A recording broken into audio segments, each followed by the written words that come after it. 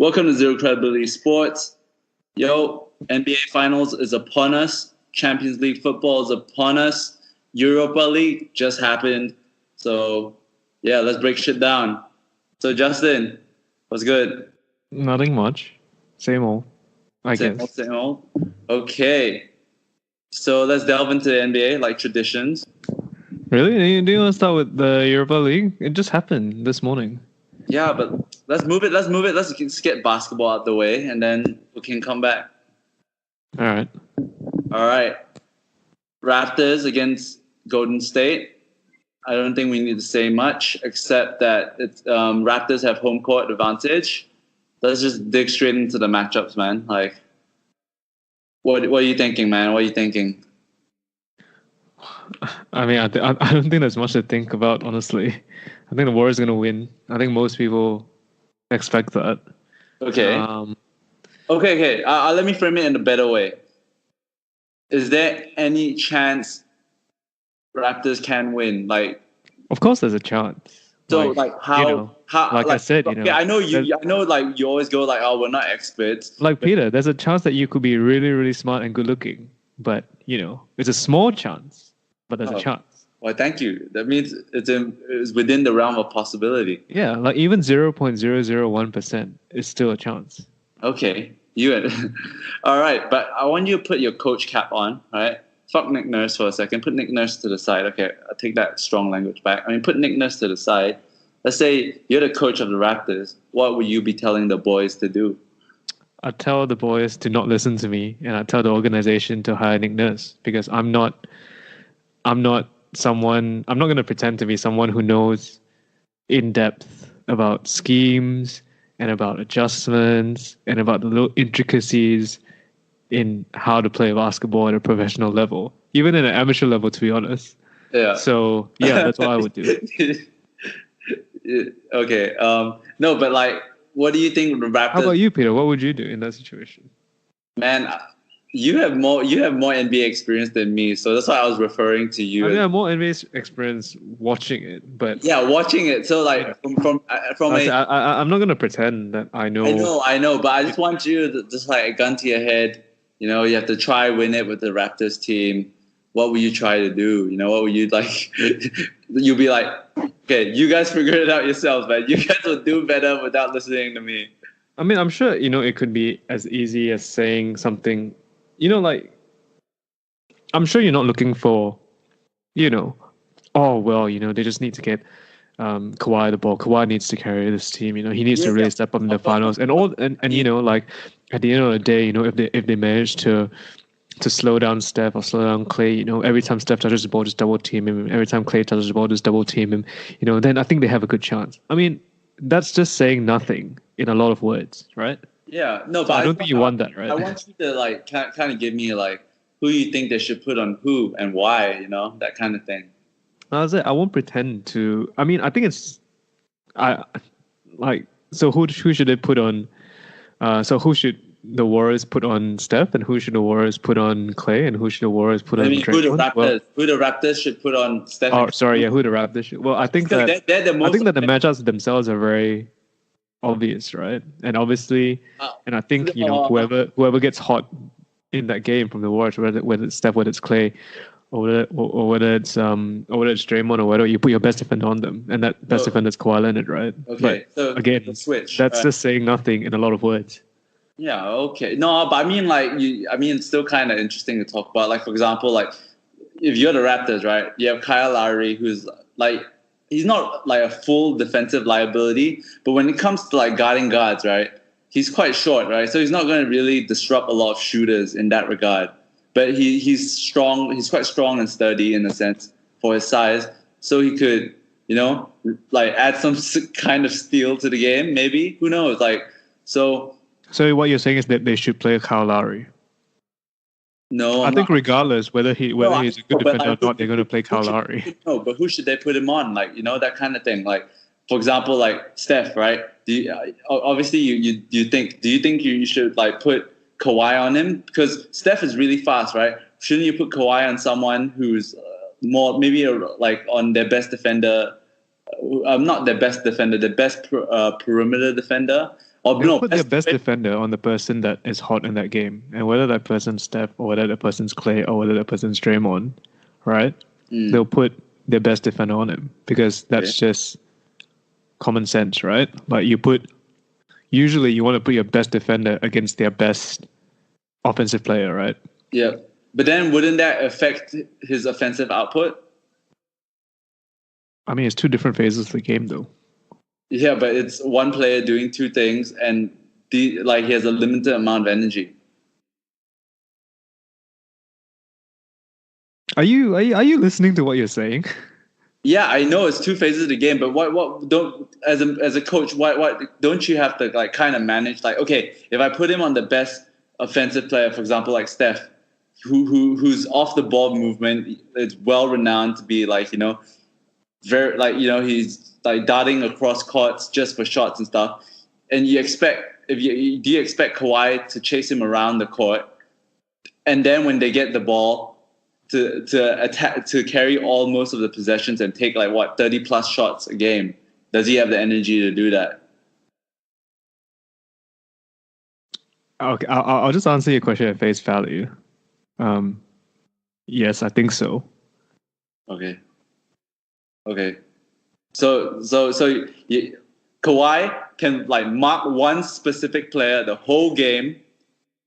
He's not going to switch at all because they're not going to do switch defending, and then he's going to go and have the ball at all times and lead the attack. So how many NBA games have you watched? Enough, maybe 40 in total. So you think throughout the entire game, there's only one person? No. In all these cases, there's only one person that guards one other person, and that's how it works. No, obviously not. I'm just trying to ask, but most of the games they try to put certain players in certain positions against specific players for games, right? Because they want that matchup. Yes, I agree. Yes. So I'm just asking, who like you said, they're gonna put their bet. You think the Raptors? Okay, let's just make it simple. You think the Raptors are gonna put Kawhi on the hottest player on the Warriors' hottest players, depending on who it is, and at that moment of time? Yeah, I think that's most likely.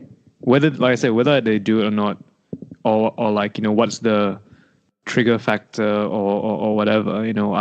I'm not going to lay my life on it, but it's what makes sense, and I think it's what's most likely will be done. You put your best defender on their best player.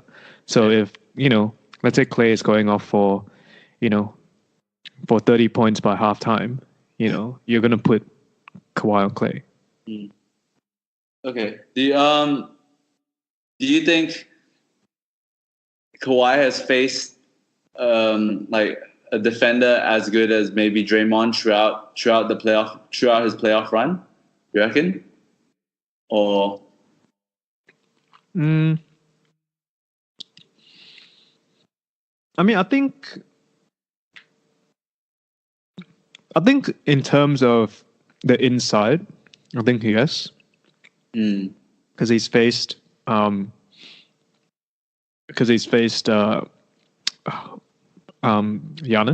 Giannis, yeah. So yes, I think Draymond is good for his.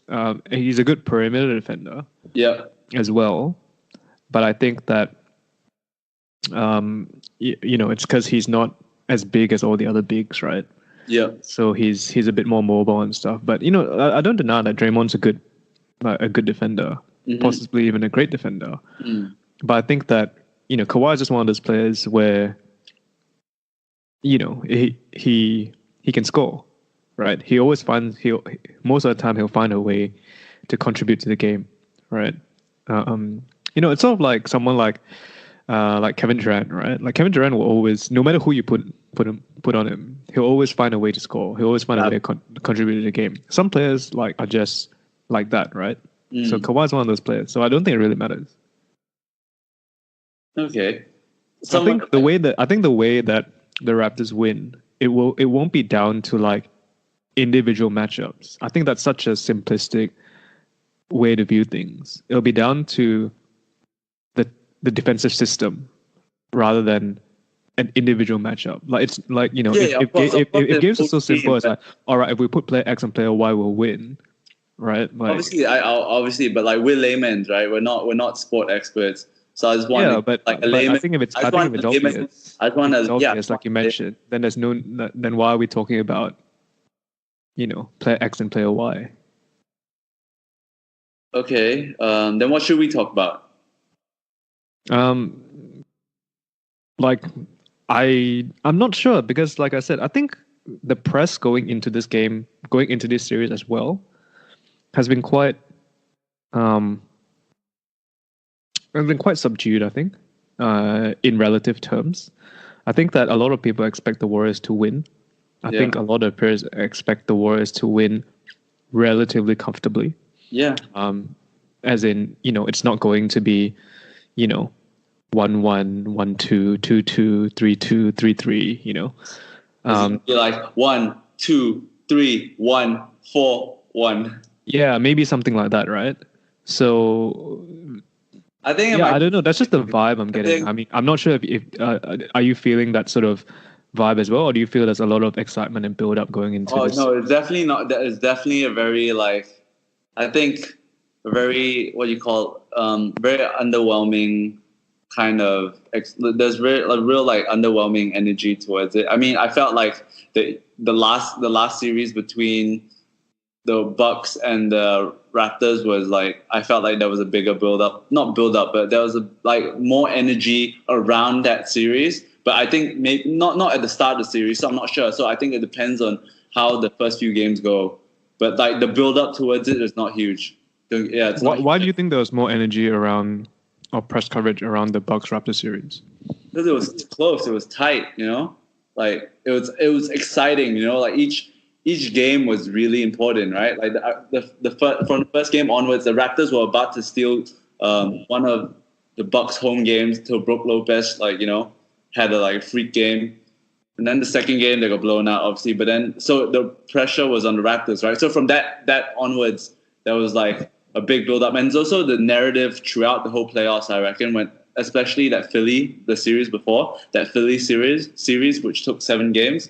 So I think there was excitement on that end, but there was like, for example, the compared to the Warriors against the Clippers, for example, there was like no real excitement. I think the Warriors buzz died down ever since the Warriors took care of the Rockets. You know what I mean? Yeah, I think I agree with you in terms of like the hype is more because, everybody could see that those series or rather those matchups were close, right? Raptors Sixers. And then Raptors Bucks, right? Nuggets. Even the Nuggets series, like everyone could see, like, you ask 50 people, who's going to win the series, and you'll get a 50-50 split in the answers, right? Yeah. So I agree with you. There's a lot of hype because those were close, and I think a lot of people see this side of the NBA being closer than the West, right? Because the West is just the Warriors are maybe aside from the Rockets. Yeah. You could make an argument that they were by far, they were the clear favorite. Even though the Rockets ran them close, even though that sort of thing. But after they navigated the Rockets, they're clear favorites in the rest of the series, and I think they proved that with the results, right? So this will be an interesting series in the sense that the Raptors have nothing to lose. Yeah, definitely not. Yeah, they've never been here before. They already made history. If they lose, people will still look at the Raptors having a real successful season. Yeah, and you're right. Right. I think even if they get swept 4-0, people will still look back and say it was a good season for us. Yeah. But there is a wild card in this whole thing. Yeah. What's the wild card? What's the wild card, man? The Drake factor. There's not. Dude, go, Peter. Go talk about your boy. The boy. Yeah, the boy's been wreaking havoc in the NBA ever since he was made the brand or franchise ambassador about, I think, 4 years ago. And ever since then, they started having like partnerships and making outfits, making the kits and so on. And then they even have a Drake night. So one game of the year would be celebrating the ambassador and so on. And so throughout these 4 years periods, you every now and then you see Drake pop out on House of Highlights, just mouthing off against the opponents and so on. Do you remember the moment when he wanted some smoke with Kendrick Perkins? You don't? I mean, you're not surprised? Like Kendrick Perkins talks a lot on Twitter. Put it that way. Yeah, but like I even then, like if you were in a room with him, you would just let him talk, right? I'll just be like, yeah, you're right. You are right. I mean, I don't know if I say you're right, but I just, I'll just shut the fuck up. No, I mean, I just like, you want to talk, just talk, like whatever, like, Kendrick Perkins will beat your ass up. Man. He's like he's like one of the Morris brothers. He's like the Morris brothers. They're just like these tough guys from the streets that that play gang ball. Like just I don't know. I don't get involved with this, but basically, yeah. So Drake's been like throughout, like I think this playoff series especially, he's been like mouthing off, and the moment that got him, all this like news and media headlines was during the Bucks and Raptors series, where I think that, do you see the photo of him like giving Nick Nurse a neck rub? I mean, yeah, but mouthing off, Nurse, doing the taunting Joel Embiid. On always like actively on Instagram, dropping like memes and stuff. I think it's funny. But after the last game, right after Mike Budenholzer made, I don't know whether it was after his complaint, but I think after there was a lot of news and headlines surrounding, media attention surrounding Drake. I think. So do you think, right? Do you think this Drake, like how real is this beef? Do you think? With who? Between Drake and the Warriors? It's not real, dude. They're best friends, dude. Drake and Drake, Steph. He has fucking Steph and Steph and KD like tatted on him. Like he's got like Steph's like jersey tatted on him somewhere, and like he's got like KD's like Instagram handle tatted on him. Easy money sniper. So do you think like in the finals he'll antagonize those players? Yeah, of course he will. I mean, like, from watching multiple interviews, all of the boys are like, yeah, like we're friends, but when it comes to this is No, but like for example, right, the Embiid stuff, right? Yeah. Does he like Embiid? You know more about Drake than I do. Does he like Embiid? I don't know, but he just hung out with the Sixers owner Michael Rubin the other day at the Bahamas. I mean, rich people hang out with rich people, right? So yeah, but like you're hanging out with your organization. I find it very unlikely that he will have beef with Joel Embiid and so on. I think it's just. I mean, he can have beef with Joel Embiid, but still like the owner of the team. They're different. They're two different people. True. But like, I think it's all fun and games, right? At the end of the day, like I don't see like Joel Embiid getting upset about this, because Joel Embiid came out in the interview and said like, I know that like when I talk shit, I'll I sometimes I get it. If I get it back, I have to cop it on the chin, because I still believe basketball is all fun and games. And after hearing that interview, I was like, you know what? Maybe Joel Embiid isn't really like, when he says he's better than you, yes, he believes he's better than you, but he's not there to like look down on you. He's just trying to have fun, trying to entertain. So I think the Giannis one was like I don't think there was much. I think anything too far. He just laughed at Giannis when he threw an air ball, which like I think we all do. Even if Shaq threw an air ball, we'll laugh, even though he's one of the greatest like centers of the game, or greatest. I mean, he called him out quite blatantly on the side of the court. Yeah, I mean he didn't just laugh at him. It's the same like Australian sport, right? Like in for example cricket, they sledge people. In footy as well. In footy, they strike players. They strike people. So I think it's just all part of the game. It's about like trying to mentally off-put a player. All right. Do you think he'll do this in the finals? No. Let's say Steph, right? Let's say Steph has a bad game, or let's say Steph throws an air ball, right?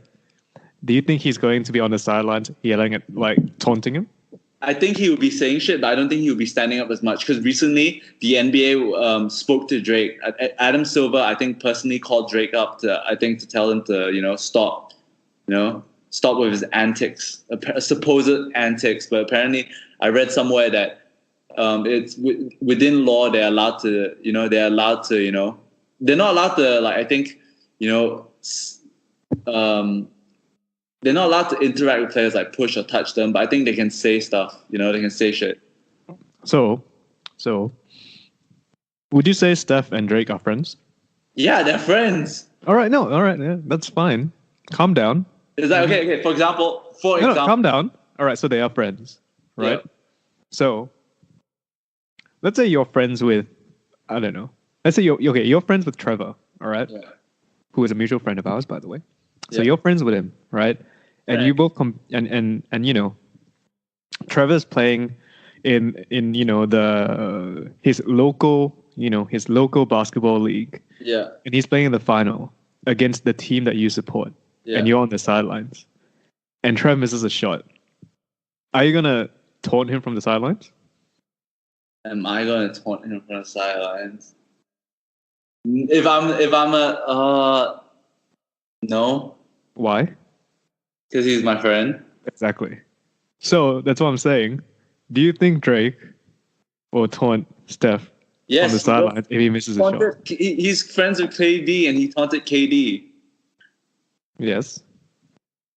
They are but you know what I mean, right? He doesn't say like stuff like I'm pretty sure he doesn't say stuff like like, hey Trevor, you're a fucking mistake. Like if he like throws like an airball, I'm not gonna say, Trevor, your mom made a fucking mistake. I'm not gonna say stuff like that, right? Like I don't think he's saying stuff like that. I think he's just like, saying stuff like, hey yo, maybe you shouldn't be the one taking the shots or that kind of thing, like stuff. But like this is professional sport, right? So they get it every fucking day. And I think it's part of the game. But it's different when you get it from people you don't know and your friends. Do you know what I mean? Like, for example, right? If you didn't know Trevor, you just you heckle the shit out of him, right? But you just said because he's your friend, you wouldn't do it. Yeah. Well, no, but like that's different, right? When it's professional sport, it's like a job, right? Like, and for example, if I've vested interest, as in like I'm the brand ambassador, I would have to root against him, right? But I bet you, I'll tell you this, Drake was, it's like a professional thing. Whatever like happens on the field stays on the field type of situation. So like, for example, right? Like if I play if I'm the owner of Manchester United, right? And you're playing for Liverpool, right? Or something, and you're the star striker and so on. Do you think it's wrong for me to sledge you? I won't say shit like you're fucking trash or anything. I'll be like, hey, Justin, you should take shots, stuff like that, just to put you off mentally. Yeah, I mean, you'd say stuff like that. You'd say it, with a bit of a smile, a bit of a nudge, wink, wink, right? Yeah, exactly. But the way that I'm just saying, based on what I've seen, the way that he taunted Giannis, the way that he taunted Embiid, there was no nudge, wink, wink. There was no smile. But then I don't know if they are friends. I don't know if they are friends. But you said Drake is friends with Steph. Oh, bro, I'm just telling you this. So is that going? So Drake is friends with KD. Drake is friends with Draymond, and they even they constantly interview them about this. Like, oh, you guys are friends with Drake. Like they ask Clay, it's like, are you gonna take his music out of your playlist and shit? And it's like, no, I'm not. I'm just gonna, it's like I'm gonna remove all his R&B soft shit. Yeah. So that's what Clay said, right? And you saw because you saw the Instagram post, right? And that's what Clay said, right? But you also noticed that he says it with a bit of a smile and a bit of a nudge, wink, wink, right? Yeah. So and also because it's his friend, he's like, oh, I'm not gonna take him off my playlist. Yeah. Right? But I'm gonna leave him there. So what I'm saying, that's what reinforces my point, right? Where if Drake is on the sidelines, let's say Steph takes a 3-pointer right in front of Drake. Yeah. Right, and he airballs it. Do you think Drake is gonna go hard on Steph? Yeah, he's gonna go hard. I don't think he will. I think all these. You think he's gonna go softer on Steph than he did Joel and Giannis? Yes. We'll see. We'll find out. I don't think so because You know why? Why? I'm just using your reason, man. It's because they're friends. Yeah, if he does it, it'll be with a smile, or it'll be with a nudge, nudge, wink, wink, right? Oh, or rather, it should be, right? You know what? I actually, I don't know. I think, if, for example, if I'm the owner of Manchester United, right? We're not friends, for that 90 minutes. Or it's like, if I'm playing for Manchester United and you're playing for Liverpool, we're not friends for that 90 minutes. Do you know that? Like, that's the way I would take it, because I want to win. Yeah, no, I understand that. I'm not gonna. Okay, I'll tell you, like, my. But what I'm saying is, like, you yourself just said, if I was taking a penalty for Liverpool, right, and you were the owner, man, you'd yell something like, "Oh, are you sure you should be taking it?" Like stuff like that, right? But it's not like that. I wouldn't say not, stuff like that is you say stuff like that with your friends as well. Like, do you know what I mean? Yeah. Like you say, you don't say things like, "Oh, like you should never be," like, like. I don't know, it's like some hateful things that you know how to say, right? Yeah, I'll just tell you this. Like, if we're playing against each other, I'll be like, like obviously we just do the handshake. We won't talk too much. During the game, we can tackle each other like hard. I'm not going to try like injure you or anything. I'll just play within the rules, because that's the way I play. But we're not friends, like I'll use I'll try to win by almost any method possible. But then come the end of the game, if I lose, I'll be happy for you because you're my friend. That kind of thing. So I think. I mean, all right. I mean, I think that's I think it's a bit different. I truly believe that if you're friends when you're like actually friends with someone, right? I think that you naturally go a bit easy on them, right? Yeah. Just naturally. That's it. I'm not saying that you don't try to win. I'm just saying that you naturally go a bit easy on them. You soften the whip. Like, maybe you don't say things like. There's some stuff as bad as you might say to someone else. Yeah, who you don't know, right? You can't talk about Aisha because you know who Aisha. Exactly. Yeah, that's a good point. Do you think that he's gonna he's gonna talk shit about Aisha Curry in front of him if he airballs a shot? Oh man, why would Aisha marry a guy who can't even hit a shot or some shit like that? Yeah. Which is not even that harsh actually, but you know what I mean, right? You get where I'm going with this. I don't think he would. Oh, bro, you know how to piss Steph off? You say, "Don't worry, man. All those guys saying they're not looking at Aisha, I was looking at her every day." Yeah, exactly. Do you think he'd do that? Do you think he'd do that? No, he won't. Why? Because there's lines. I mean, for Steph, but do you think he'd do that? He has to wear like a soft pair of gloves. Yeah, that's what I think. And if you're right, and he just goes hard, right? You know what I think? What? I think Drake just reinforces my belief that he's a dick. But I don't think he will. I think he will go. From like previous games, he would go hard on Kevin Durant, and like Kevin Durant would death stare him every time he sinks a fucking three. But at the end of the game, they always dap each other up and go like, this is just game kind of thing. We're still friends, but you had to do what you had to do. I had to do what I had to do. No, I mean, like I said, I agree with you. Yeah. But I think it's a bit softer. Yeah, it's a bit softer, but it's not like way soft. It's not like, damn, he doesn't affect him as much, right? Like, you're not talking about someone's mom.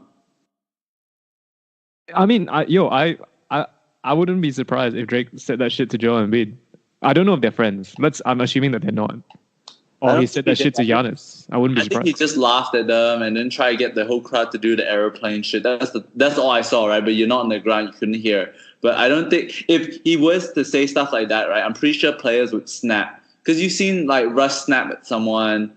And players do snap, so I don't think. Russ mostly is because of the alleged racism stuff. True. So I think that's a bit different. Yeah, I'm trying to see. Are there heckling rules? I'm pretty sure. I don't know if there's heckling. No, are fans taking heckling too far? Is heckling allowed in the NBA? When you want to, I think heckling is allowed to a certain extent. I think there are lines, and I think if players get for example, with the Russ, I think there were 2 or 3 Russell Westbrook cases this year. I think 2 of them at least were because he interpreted the comments as racist. I think in at least one of those cases, security escorted the guy out of the arena and banned him. That's just off the top of my head. Yeah. But I think, I think I don't think there's a rule which, explicitly states you are not Yeah. allowed to heckle the players. No, yeah. Apparently, basically, if like multiple fans complain, that you can get kicked out, and if you point the middle finger at the player or you stand up and confront a player, you get kicked out. So you're allowed to like trade barbs or like Yeah, shout. and I agree, and as you should. But what basically, I'm fine with that. I'm fine with all of that. But basically, what I'm trying to say is that basically the question all boils down to one question, right? Will Drake be a dick, or will he not be a dick?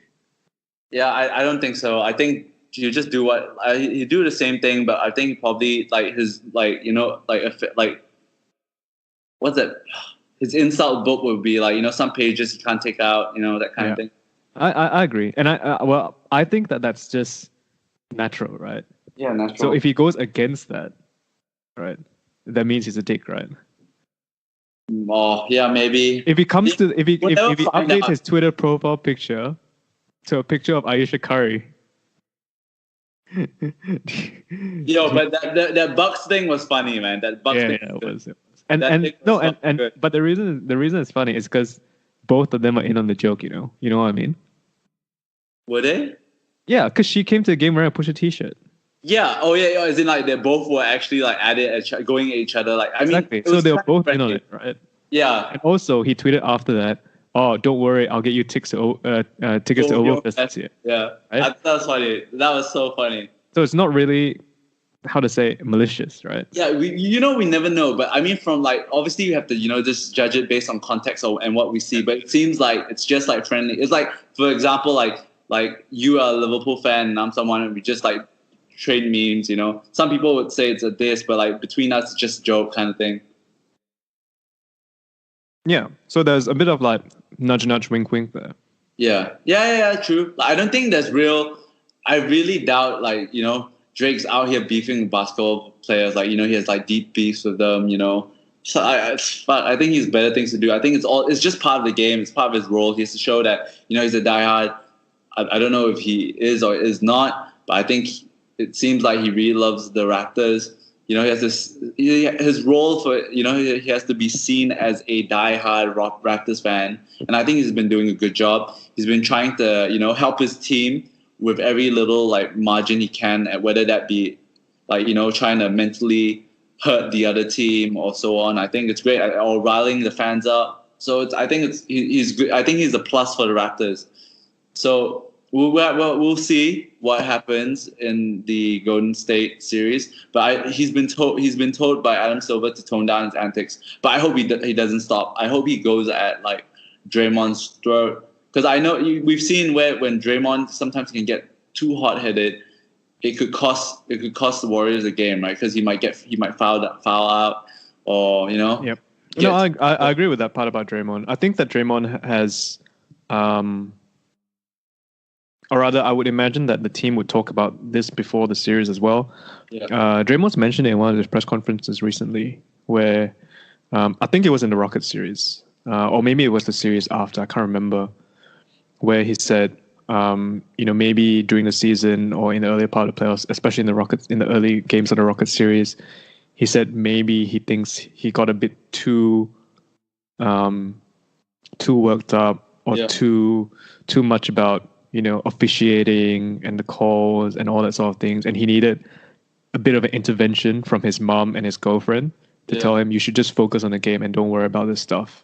Yeah. And he said that helped him. Yeah. And I think so that's obviously something that is front of mind for him now, because he's got an early reminder from people that he cares about.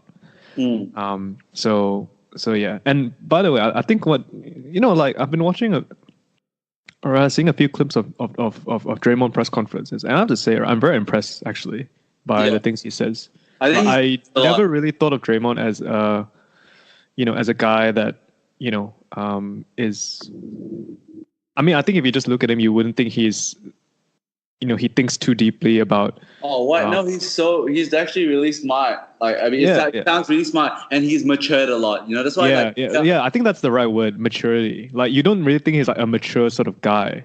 Yeah. Based on some of his antics, but based on his press conferences, like the responses he gets to me, they seem quite, they seem to be like quite well thought out, quite, I don't know, just like, I saw a clip today, or was it yesterday, on where he was talking about being great.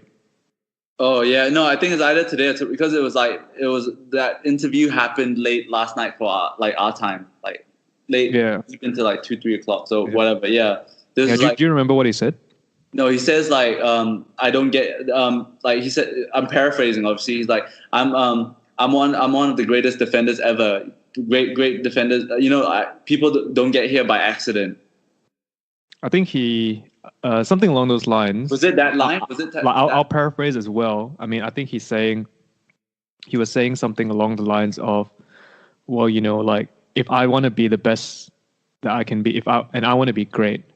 If I want to be great, I have to think that I am the greatest, so that I, so that I truly believe it, and then it's something that I strive to be and I work for and I can move towards every day. Yeah. So if I don't believe that I'm the greatest myself, it won't give me motivation to actually be the greatest, right? Like the basketball. So while I don't necessarily 100% agree with his logic and what he said, right? You can tell that he's thought about it. Yeah. And he has a reason that he thinks that. Yeah. Right. I'll put the interview into this like portion, but yeah. And he says obviously the most quotable line in that whole thing is that no one becomes great by accident. Yes. I think I agree more with that than anything else he said. Yeah. But like I said, I can disagree with you, but even though I can disagree with you, but I still respect you. Right. So I don't agree a lot with what he said about like the mindset and thinking of being great and all those sort of things. But you can tell that he's thought about it, and you can tell that's that he has some you can see how he's joined the dots, Yeah, of course. And I respect people that can, give a coherent argument and by saying something you can sort of tell, well, they sort of thought about it, they sort of joined the dots, and this is what they came up with, and that's fair enough. It's so much better than people who just, I'm the GOAT, say shit just for the sake of saying shit, even though it doesn't make any logical sense. Yeah. No, I think I think he's matured a lot, and he's especially like over the last few series, he's been a very important cog to Golden State's success during this playoffs, and I think it'll be very interesting to see what happens during the contract situation. Yeah, I think it's more along the lines, though. I just want to say that I don't think that it's something that like it's only recently happened over the past 2 series or whatever. I think this sort of like character development, if you want to put it that way, happens over a course of years.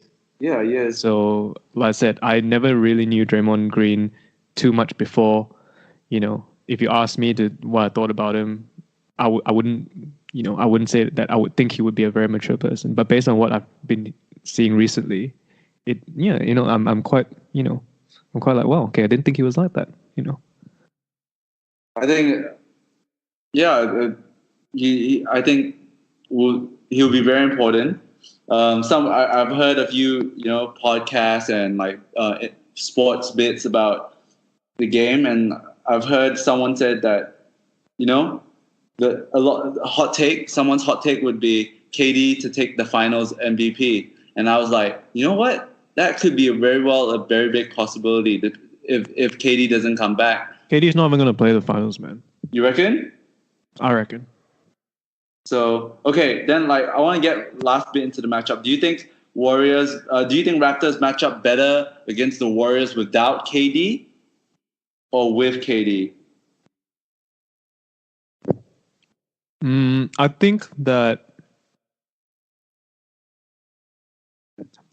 when the Warriors have KD, I think the Warriors are better in general. More firepower, right? Yeah, just from the pure fact it's an extra man. It's an extra man, and this is not just any man. Exactly, it's not just any man. It's a guy that can do everything. I think something that's also not highlighted as much is that I think he helps a lot on the defensive end because of his length. But does he put the effort in to defend up? I think it's the finals, right? Whether he puts the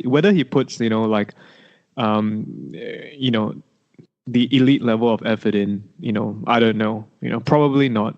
But, he definitely does contribute on the defensive end. I think even just purely from a physical perspective, right? He's 7 foot, right?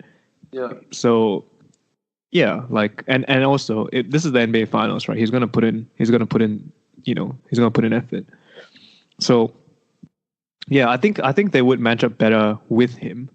But I'm not saying, I'm not saying that, without him, the Warriors are going to lose. True. I was just wondering what would Raptors prefer in your perspective, kind of thing.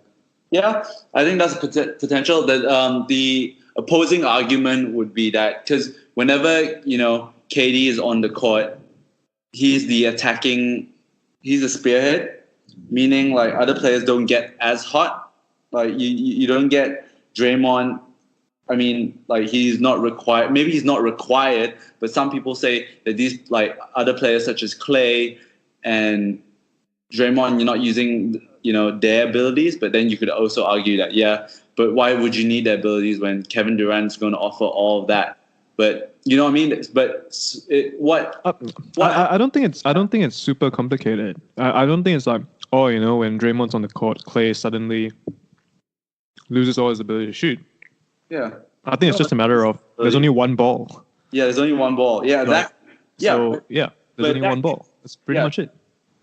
Yeah, but people say that gives Raptors a more predictable way to place the defenders, right? Because you're going to have to play Kawhi on Durant.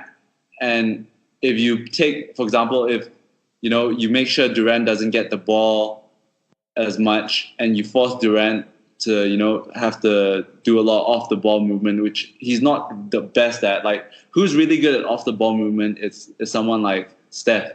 He's like A1. He's like the top tier of off the ball movement, trying to find your own space to get your shot off.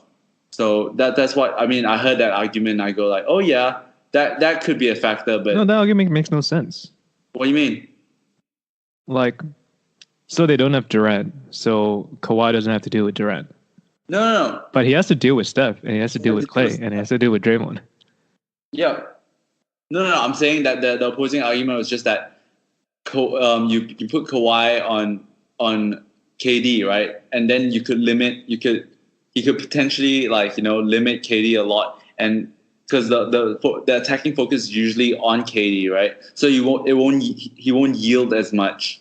No, but what the Warriors have done throughout the whole season is that if one of them's not having a good game, the other guys step up, right? Or the other guys, I know what you mean. Like you say, like you can't look at things in a vacuum, right?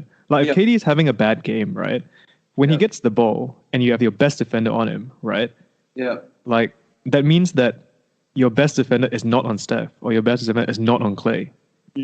Like, do you know what I mean? I know what you mean. It's not in a vacuum. There's another guy. Basically, there's another guy who you don't have a good defender on. Yeah. I think that argument is pretty nonsensical argument. Yeah, but I think there's something to it though. If you have like a certain player, it could be a good player. It still might limit your own team's potential. That's what I'm trying to say. I don't know it well enough, I think, but I think there's a possibility because I like to think that. Like I feel if Steph was out and KD was in, I'm not saying they would still lose, but I think the Warriors are a way worse off team compared if they didn't have KD, in my personal opinion.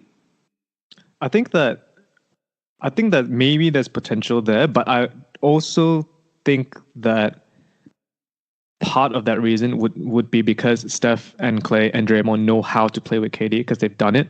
Yeah. So I think that's a bit of a difference. Having said that, even though you said that, you still said that the Warriors would still win. Yeah. I know. At the end of the day, it's sort of like... I'm just wondering... Yeah, they're just that good, right? Don't you It doesn't matter who's out, they're just that good. yeah, exactly. Don't you you kind of want to know like what do the Raptors kind of want, like, so they have a chance to like win 1 or 2 games hopefully. I think what the Raptors want is that they want a bus to hit The Steph, whole Clay, and Draymond all in one go. That's what I think they want. When they're trying to cross the road like the Beatles Abbey Road style. Exactly. Meow. To be fair, actually, no. Even if the bus just hits like Clay and Steph, They got a good chance. yeah. So you only need the bus to hit 2 people, not 3. So Drake, you know who to look for, right? You just Yeah, man, Drake's gonna pull up. It's gonna be like he's gonna wear a hoodie and a mask. yeah. He's just no. He's gonna pay someone else to do it. He's on Forbes list, man. He's not gonna do it. He's gonna pay someone off like you to do it. And then when it happens, right, next day you'll say it's so unfortunate it happens. # God's plan.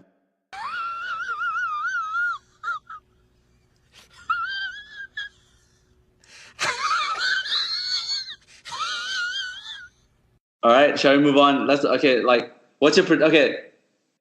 Who do you I don't know whether you have any like vested supporters interest in this, but I want the Raptors to win, but what I think would happen would be it goes 6 games with the Warriors coming on top. What about you, Justin? I wouldn't mind if either of them win. I'm not a Warriors hater like a lot of people are. I actually think they're quite a likable team.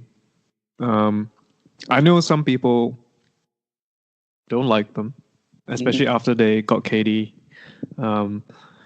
But that's one of those things where like people don't like them just because they're a very good team and they're very successful. I think in general, I think this group of guys is quite likable.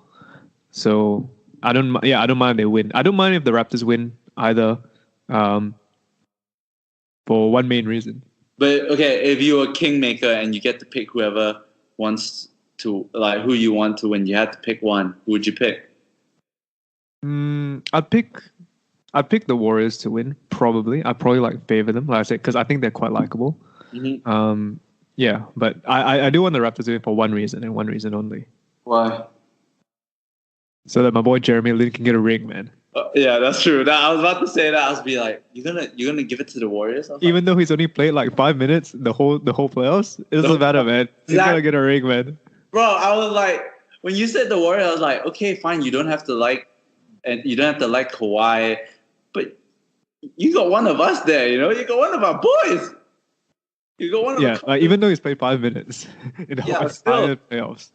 So when you said that, I was like, "What the fuck is going on? Are you one of us or you one of them?" Yeah, but I mean, look, realistically, the Warriors. Put it this way, it's the Warriors to lose. I already know I'm going to name this episode. This episode is going to be called "Get Jeremy Lin That Ring." Yeah, it's the Warriors to lose. But then again, having said that, right, a lot of crazy stuff has happened in the past few years. Yeah. So maybe it is the Warriors that's going to win. Like maybe. If someone told me, "Hey, I put $100 on the Warriors to win the series," I wonder what the odds are. But it's I put $100. I'd be like, a lot of crazy stuff has happened in the past, few years. Yeah, like I can sort of crazy shit happen all the time, man. Black Swan, Murphy's Law, whatever, man. It's happened, but shit happens. So no, it's not that. It's just that I mean, of course, Black Swans happen and all that stuff. But it's just saying like so much stuff. Like just look at the Champions League this season, man. Yeah. Oh, yeah. But I think like it's all happened like so like like Trump winning the election. Brexit happening. Leicester winning the title. That's very like Leicester winning the title. Okay, Leicester winning the title. Like Spurs are in the Champions League final. Like there's so much like crazy stuff like that's happened in recent times. That's like this would just be like par for the course, but like at this point. True. Tiger Woods coming back. Yeah, Tiger Woods coming back. Yeah, you know what? Yeah, that's okay. We got that prediction. We got the NBA Finals out the way. Man, I pray for Kyle Lowry to have a big game. That's it. And then we can expect to see a more entertaining series, I hope. All right, anyways, on to football. Europa League just happened fresh off this morning, fresh off the press. Chelsea smash Arsenal, just like we predicted last night as well through our message. That was surprising. I don't know if I predicted them to smash. I said Chelsea are favourites going in. Yeah, I know, but I'm just saying that they smashed Arsenal. They did. And yeah, I think it was from watching the extended highlights, it looked like a drubbing. Like it looks like Arsenal had nothing in that final. I don't. Okay, I mean I watched the highlights as well. It's not the whole game, but I can't remember one Arsenal chance, man. Exactly, except that like freak ass goal by Iwobi. Yeah, yes. Except that, by the way, I'm surprised that Iwobi didn't start. Actually, I'm pretty surprised they didn't start. They started in midfield. They started Xhaka, Torreira, and Kolasinac. The wing back. Kolasinac was the wing back. They played a 3-4-2. No, 3-5-2. Sorry, not enough players. 3-5-2. The other wing back was Maitland-Niles. Yeah, so I'm surprised that Iwobi didn't play. So I can understand the. On the one hand, I can understand why you played Torreira. I can understand on the other hand why you played Xhaka, but I would have started Iwobi over Granit Xhaka probably. I think Iwobi is a bit more mobile. I think the thought of Unai Emery was probably he wanted to try and neutralize, because the middle of that park for Chelsea would be Jorginho and Kante. Yeah, so if you think about Kante, you think he's quite mobile. Jorginho, not so much. So if you put Iwobi there, Iwobi is very mobile, strong. Can run. Man. That guy can run. A bit more dynamic. Yeah, a bit more dynamic. Yeah, that's a good word. A bit more dynamic. So I'm surprised. Instead, Jorginho had to face a lot of people call a gutless Mesut Ozil. Sorry. Apparently, he didn't turn up again, and then like even Fabregas came out and said like this guy's not a leader. I don't see it. Like obviously paraphrasing, he said it in a much nicer tone, but the essential message of that language was basically he can't be the leader of the team. That's what Fabregas said. I think a lot of people sort of came to that conclusion even before he signed a new contract a couple of years ago. Ever since he came to Arsenal. I think the thing about Ozil is that he's one of those like stereotypical sort of players who plays really well when he's really happy. Yeah. But when he's not happy, okay, let's put this in layman's term. We all know that guy who is very flary, but as soon as he gets bullied a little bit, he's just a bit off. You know what I mean? We all know if we play like a soft game where it's like he's not tackled as hard or the intensity is not as high, he'll kill at that game. Because or if you're a bit, like, let's say you're 2-0 down or something. Yeah. In your mind, it's not like we can still win this, guys. We can still turn this around. It's more like, we're probably going to lose. So like, he just gave up. He just like loses interest, kind of thing, right? Yeah, in a way. I maybe I don't want to say give up, but yeah, loses interest maybe. But yeah, I mean, I think Ozil is definitely that sort of guy. Like, because, and that's a shame, because your Ozil is, when he is on, he is actually so good, man.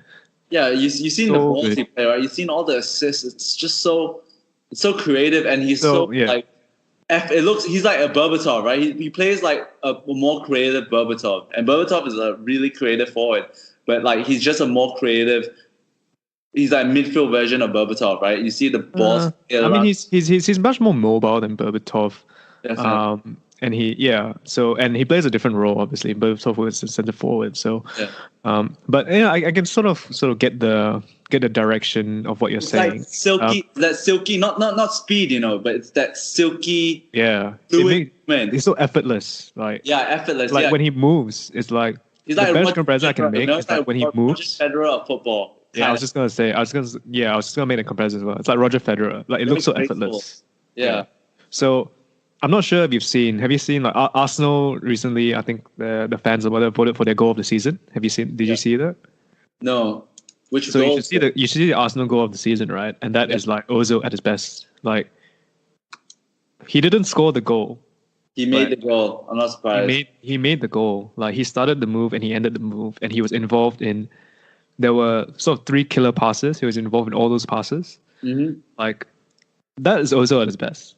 And when he plays like that, it's like you can't deny that this guy is like such an amazing player. Yeah. But it's a mentality thing with him, unfortunately. Yeah, he's well known for it. It's been like reported like every season. It's reported. You know, like does he even care? You know, like he wants to leave. Like should we play him?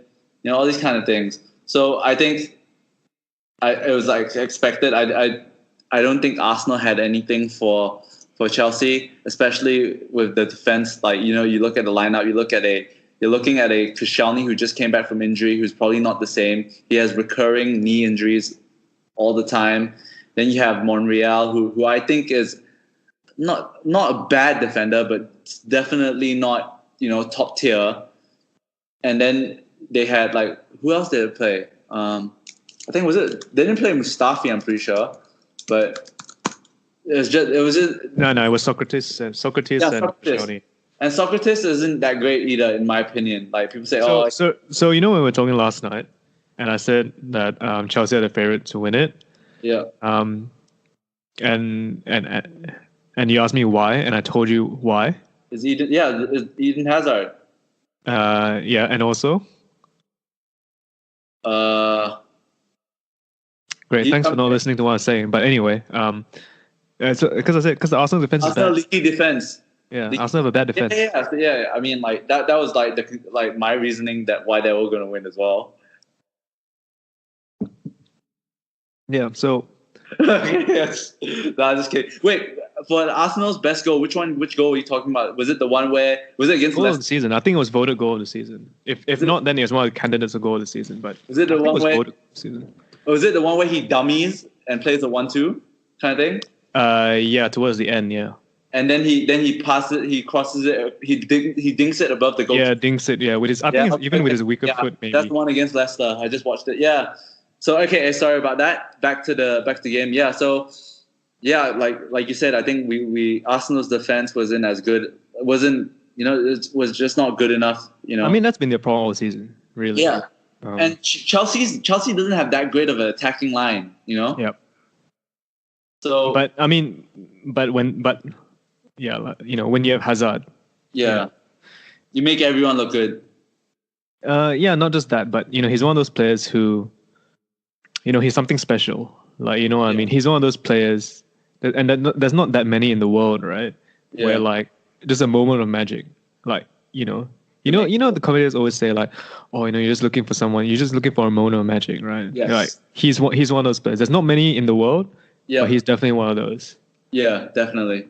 Yeah, I think it was great. He was very influential. He made Pedro's goal, and he scored 2 goals. Giroud scored.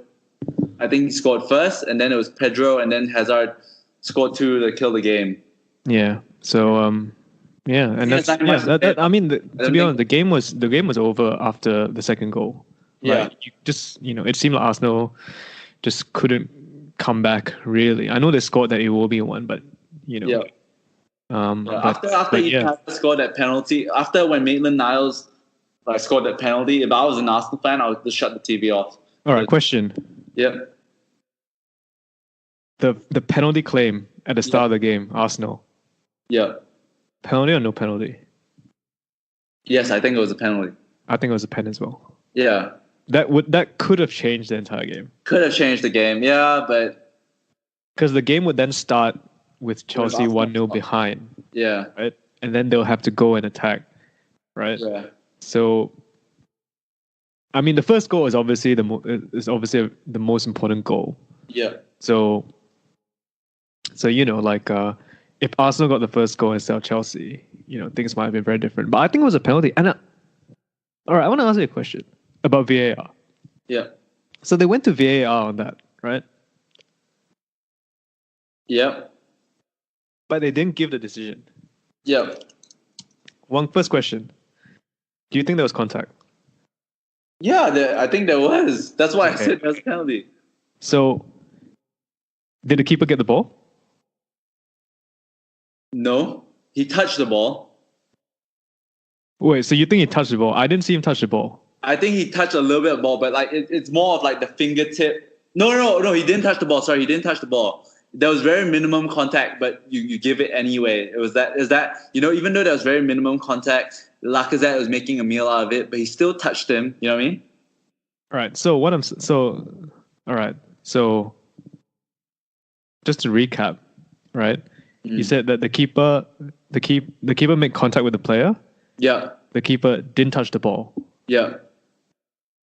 And they went to VAR on this. Yeah. Why isn't it a penalty then? Like remember back then before VAR, sometimes a lot of cases, sometimes when they don't give it, right? It's because they feel the player wasn't in control, and then the player knocked the ball way away from goal, so it wasn't a goal scoring opportunity. Do you know what I mean? Like sometimes when a player just kicks the ball, like tries to burst, right, and knock the ball away, they could knock it really far. And even though the keeper collapsed into the... They're playing for the penalty rather than for... Yes. Rather than really make a genuine attempt to round the keeper. Yes, because at the end of the day, I think the overrunning principle is if the keeper stop a goal scoring opportunity. And I think the overrun principle is there a foul or not?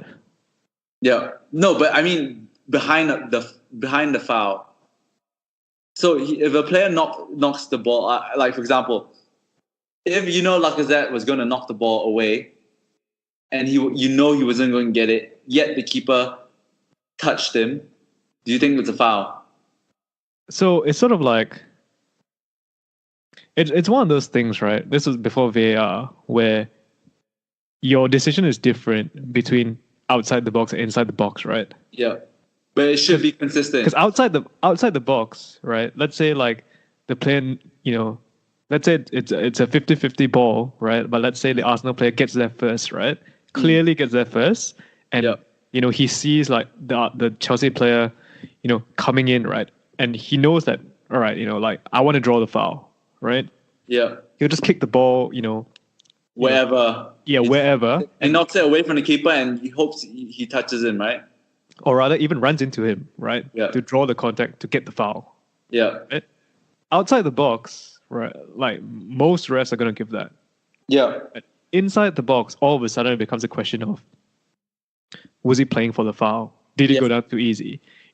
Like did he knock the ball too far to catch that to it anyway? Blah blah blah. Yeah, it's like okay, like outside of the box is basically regular season. Inside the box is playoffs.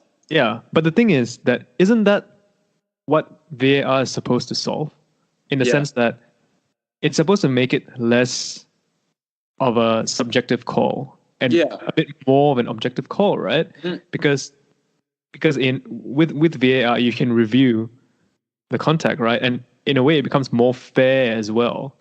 Because then if your criteria is just right, is that contact in the box without the keeper touching the ball? If yes, then it's a penalty. Yeah. Like that's why I don't understand like why the penalty wasn't given. Yeah. Because to me, I can understand. Think it was a penalty. I think it's harsh? Because the contact that was made on the player is quite minimal. It's quite minimal. Yes, of course. Yeah, I do. But at the end of the day, if you want to follow the rules, it is a penalty. Yeah, but I mean, there's always at the end of the day, even though you get technology, even though it's right in front of you, right, there's still opportunity for human error, right? Because it's still like a human deciding based on a video, even though you get that replay, right? Yeah, but the thing I don't understand is that I know the referee has the final decision for VAR calls, but like there are people talking in his ear, right? Yeah. Like they go to like, a conference, a mini conference, like a VAR conference, yeah. Yeah, exactly. So I don't understand why it wasn't given. And then you see something like that is not given. But then in the Champions League, right, you get the Kimpembe penalty. Yeah. You get the Man City goal that was disallowed. Yeah. Like to me, it's like these are the problems that VAR is supposed to help to solve. Yeah. And to be fair, I think throughout the season as a whole, in between the World Cup and the Champions League this year, I'm not so sure about the Europa League because I never really follow the Europa League too much. But at least between the three big competitions, Yeah. or the two biggest biggest competitions, which is the World Cup and the Champions League, right? Yeah. I think as a whole, you can say VR has been pretty good. Yeah. But I'm just surprised that this penalty. Like the mistakes are like big mistakes, right? Sorry? The mistakes that they make seems like big mistakes, but then again, like it's VAR, right? Like they probably get a lot of the things right that there are very little errors, and the errors that are made are probably like the most extreme errors. So, I mean, yeah, I don't know if I consider this an extreme error, but I just think it's a bit suspect. So, maybe I guess in some ways you could chalk it down to, well, it's still young technology. Maybe the question then is more, instead of VAR, like maybe the rules should be more prescriptive towards what is a foul. If there's a need to prescribe what's considered a foul in the box and what's considered a foul out the box. So maybe the argument should be focused on there rather than something else. True. But I feel the ref didn't give it because it was like, of subjective factors, right? Which is like, he probably thought, oh, it's early in the game, it was minimal contact, maybe he pushed the ball a bit too far away, maybe he went down a bit easy, like factors which are not prescribed within the rules. So I thought that was very interesting. Yeah. I mean, it happens, because the foul on Giroud as well for the Chelsea penalty. Yeah. Like Giroud played it out. Yeah, but I think both of them were penalties. That was a penalty, no doubt. I think that was a penalty as well. Yeah. But like I said, I think that I'm just surprised that the first penalty wasn't given because I thought VAR was supposed to solve that. Yeah, true. No, I agree. That's why I said I think we both agreed that it should have been a penalty. But then again, I still think, okay, obviously you can't do any of this forecasting, but Chelsea was still the better team. So yeah. now Arsenal are going to be in the, they're going to have another crack at this competition, right? So they shouldn't be that upset. They're going to have another crack at it. Yeah. They're going to have another crack at it with, Zai, you're saying you don't follow the Europa League too much. You're going to start following it next year because I am too. Because we're both. No, I don't. Even when United were in the Europa League, I didn't follow it. Oh, right. But the potential for good games, Bate, Barisov, these are good teams in their own nations. Give them some respect on their names. I mean, they are good teams in their own nations. That is very true. Yeah. So some would say that they're champions of their nations. Some would say. They're champions of their nations. Or if they're not champions, they they finish in the top 3 or something. They're runner-ups. Some would say. Yeah, they're runner-ups. It's not always about the winners all the time. Sometimes it's about the honorable mention. Honorable mention. Honorable mention. Didn't win, didn't lose. Just got an honorable mention. Yeah, sometimes. Yeah, I agree. I'm a big supporter of medals for second place. Hey, it ain't so bad being number 2. Yeah. No one gets left behind in zero credibility. No one. Okay, shall we move on to the real meat of European football? The real stuff? What's the real stuff? Champions League, baby. Champions League final this weekend? Yeah. Are you gonna watch it? Maybe. I'm not sure. My friend really is trying to convince me to watch it. And dude, it's so early in the morning. Are you gonna go to Imperial? Probably not because we talked about it, but it's it'll be impossible to get a seat. Bro, why don't you just watch it at home? And I don't want to be surrounded by Liverpool fans anyway. Yeah, why don't you just fucking watch it at home, grab a few 6-packs, order Domino's. I'm not gonna drink 6-packs at 5 a.m. in the morning, man. Why don't you just stay up the whole night? Dude, it's Champions League final, man. But okay, anyways, then again, let's just get straight. It's for 2 teams I don't support, though. So yeah. True, but I want Tottenham to win because, anyways, it's a win-win for me, right? I was telling Ellison, is it Liverpool? Yeah, an avid Liverpool fan.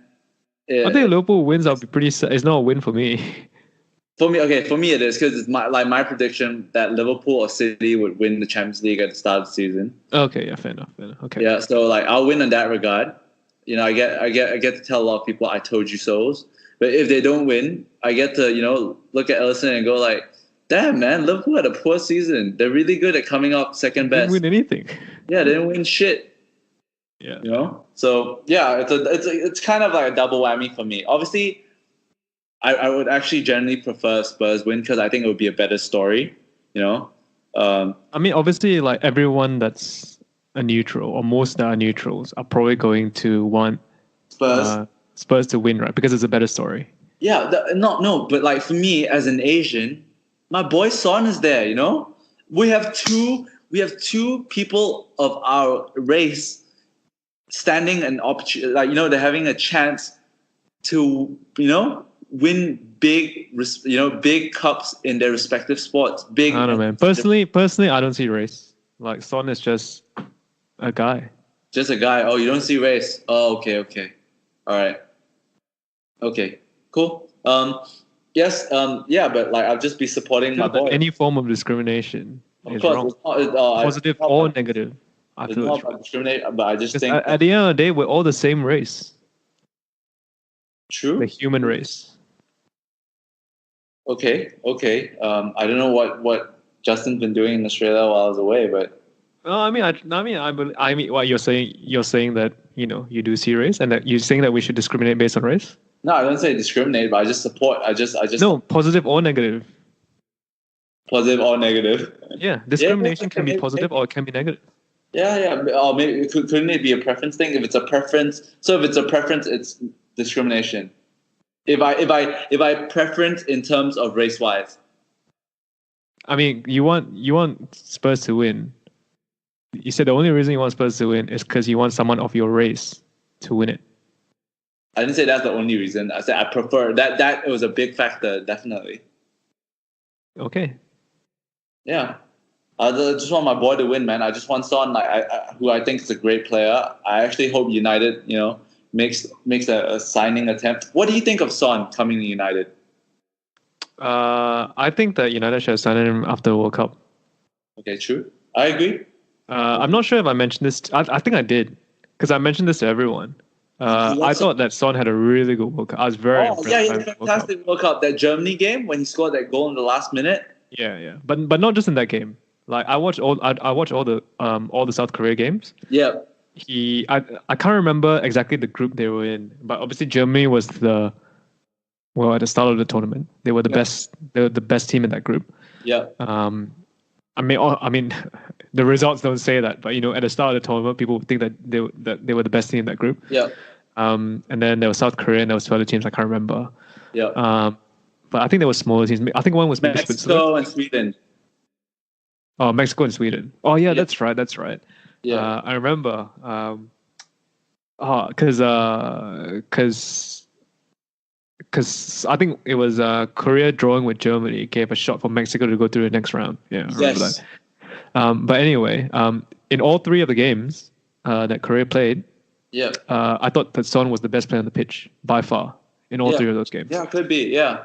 You know how is it just me or I find that a lot of players today, a lot of the young talents, a lot of them are modeling their playing style of more direct running. The playing style is a lot of direct running at players, which is Son, Christian Pulisic, players who just grab Jadon Sancho. These players they literally just grab a ball and they can take you on. I know it's a very players back in the past they used to be really highly regarded, but I'm talking about the new young talents of today. A lot of it's based on explosive, direct penetrative running with the ball type players. Rather than sure. Ozil pass master kind of thing. You know what I mean? Like there was this England game against the USA, and Christian Pulisic was ripping England defenders, apart. Even though he didn't score, there were a lot of chances he could have scored after he ripped 2 or 3, 4 players. just from him grabbing the ball and just running at you. And Son did that pretty much for South Korea a lot of the games. You know, he just grabbed the ball and literally tried. That's his game. That's his playing style, right? Literally, he grabs the ball and takes you on.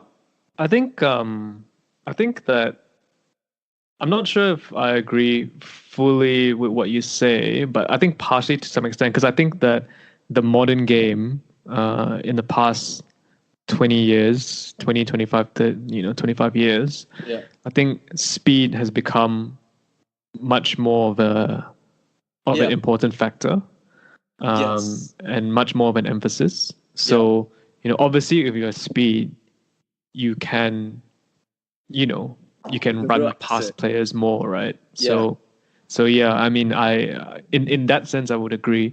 The I guess the most recent player I can think of, with this if you tell me, a player that has speed, that can run with the ball, that just runs past players, the one in my mind is Gareth Bale, right? Yes.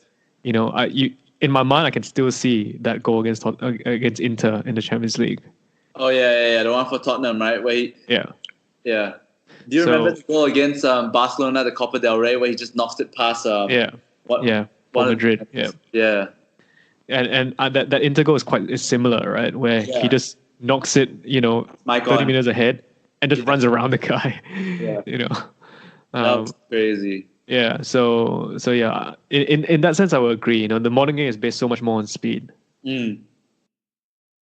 And also, I remember, if you don't have, you're not you remember when Spain was dominating football between 2008 to 2012, where they're winning every national competition under the sun.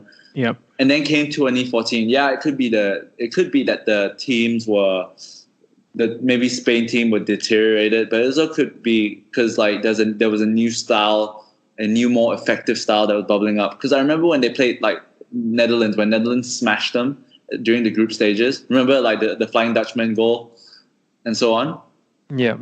The way it was played was that they played Memphis as the player who would stretch the defense with just sheer pace. So I remember watching the game and Spain would dominate the possession, but when Netherlands got the ball, they'll hit them on the counter and they'll get literally Memphis Depay to cover 30, 40 yards just of him running the ball through the midfield, through beating Busquets, because Busquets doesn't have pace, right? Yeah. So I think that's what I'm trying to get at is the new stars, the new main asset of football talent. If you want to be the very best, you running with the ball with pace. Is that the new main asset teams look for? I know that there will be. I mean, like I said, I think pace is such an important factor in the modern game. Yeah. These days. Look at FIFA, man. Look at FIFA. Yeah, exactly. Yeah, but yeah, So coming back to the Spurs, coming back to Son. Yeah, after the World Cup, I told a lot of people. I'm pretty sure I mentioned in this podcast as well. Dude, I think Son's fucking flag bearer for the whole since the start of this show. Yeah, I think he had such a good World Cup. I said United should buy him. But yeah, and he's proven it. I also remember I said on Zero Cred that I was a big fan of the Torreira move. Arsenal bought Torreira because I thought Torreira played really well in the World Cup. I was very impressed. I didn't even know who he was before the World Cup. And I saw World Cup. I was very impressed by him. And then Arsenal got him. I was like, I think that's such a good buy for Arsenal. But yeah, I think. Look, coming back to the game, obviously, Liverpool are clear favorites to win this. It's Liverpool's to lose. Bro, I literally think Liverpool are going to smash Tottenham unless Tottenham gets I think if Tottenham were to win, it's going to be 2-1. It's going to be tight, but Liverpool are going to win. Liverpool are going to just blow them out the water. It's going to be 3-1, 4-1. I think Liverpool just has a bit too much for Spurs, especially with Spurs' depleted squad in a sense where Harry Kane might be fit, but he hasn't played a match. He's not match fit. You know what I mean? Yep. So Liverpool has Salah. They have Mane. Even Firmino is back. Firmino is on the same bus like Harry Kane. They're certified fit by the coaches and the trainers and so on. I mean, put this way, like for a game of this magnitude, right, of this importance, yeah, if the player can physically play, yeah, they'll play. yes, yeah. I'm excited to see. Yeah, I mean, obviously, I think from a Liverpool fan though, like one of my friends is a big Liverpool fan. Yeah. He said that he would be happier if the other side was Ajax rather than Spurs. Yeah. Because Spurs will all out attack Liverpool, which gives them like space. I don't know. I think Ajax will all out attack Liverpool, but I think it's also possibly because, well, he said it's because like, obviously you can say everything you want to say. Like what you say is true. Like Liverpool have the better team. They have the better setup. It's very likely that Liverpool can smash Tottenham. But the thing is, Tottenham have played against Liverpool at least twice this season. Yeah. Right, and they've seen how Liverpool play against all the other English teams. Yeah. So there's so much more familiarity between Tottenham and Liverpool than it would have been between Liverpool and Ajax, right? Mm-hmm. So that's a factor. But then you can flip that around as well and say, well, Liverpool have played Spurs twice in the league as well, so they know their weaknesses. True. But Liverpool beat them twice, 2-1. Yeah. So but that's why maybe you can say, well, Spurs have lost twice, so they know how to fix their mistakes, right? Yeah, it could be. It could be. Like, it's one of those things. But then again, I think it's just a Liverpool fan just trying to downplay it, right? Like you don't want to go and say, "Oh yeah, Liverpool freaking win this game like so easily. It's the easiest Champions League final we could have." So yeah. Yeah, you never know what happened, but like it's very likely, dude. Like yeah, but then again, it's also very likely that Man City will beat Spurs. Yeah, it's also very likely that Barcelona will beat Liverpool. True. So, like, you don't know, man. Like you don't know, yeah, but I know. Like, football is not played on paper. Yeah, but like checking my track record, I've been pretty right this whole season. So I'm just going to tell you, Liverpool gonna beat Spurs.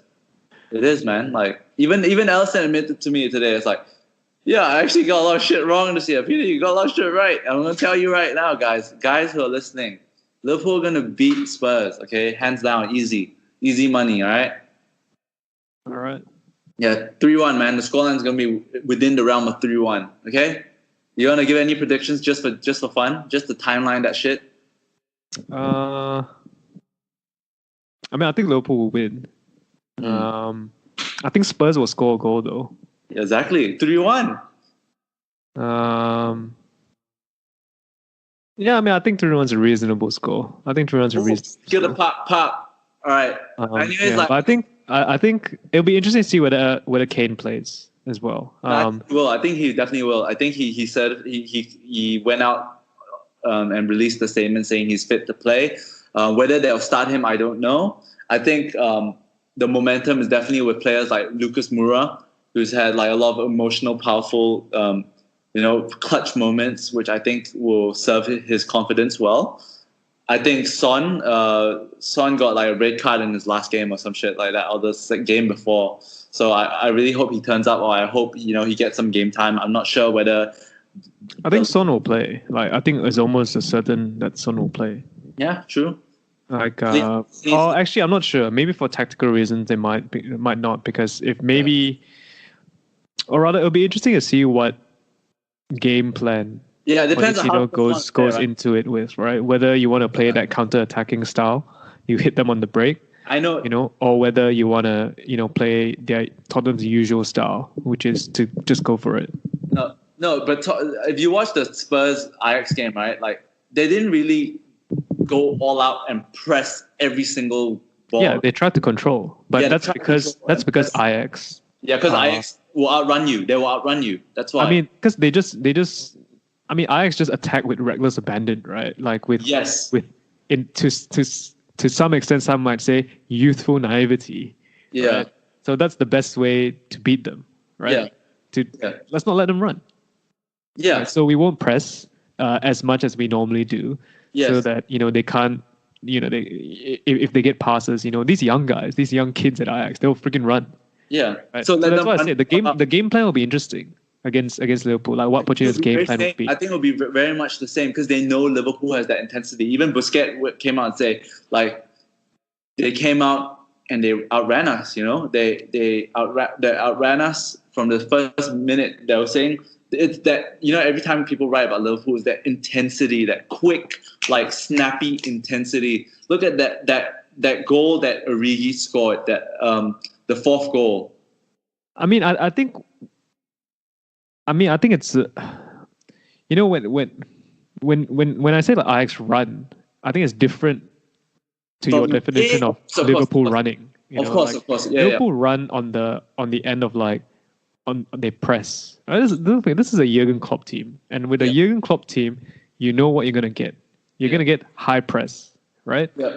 So that's the intensity that Busquets is talking about. Yeah. Whereas for Ajax, it's more along the lines of, rigging like we'll get the like. They're not necessarily talking about this intensity from a pressing game, even though they do play a pressing game.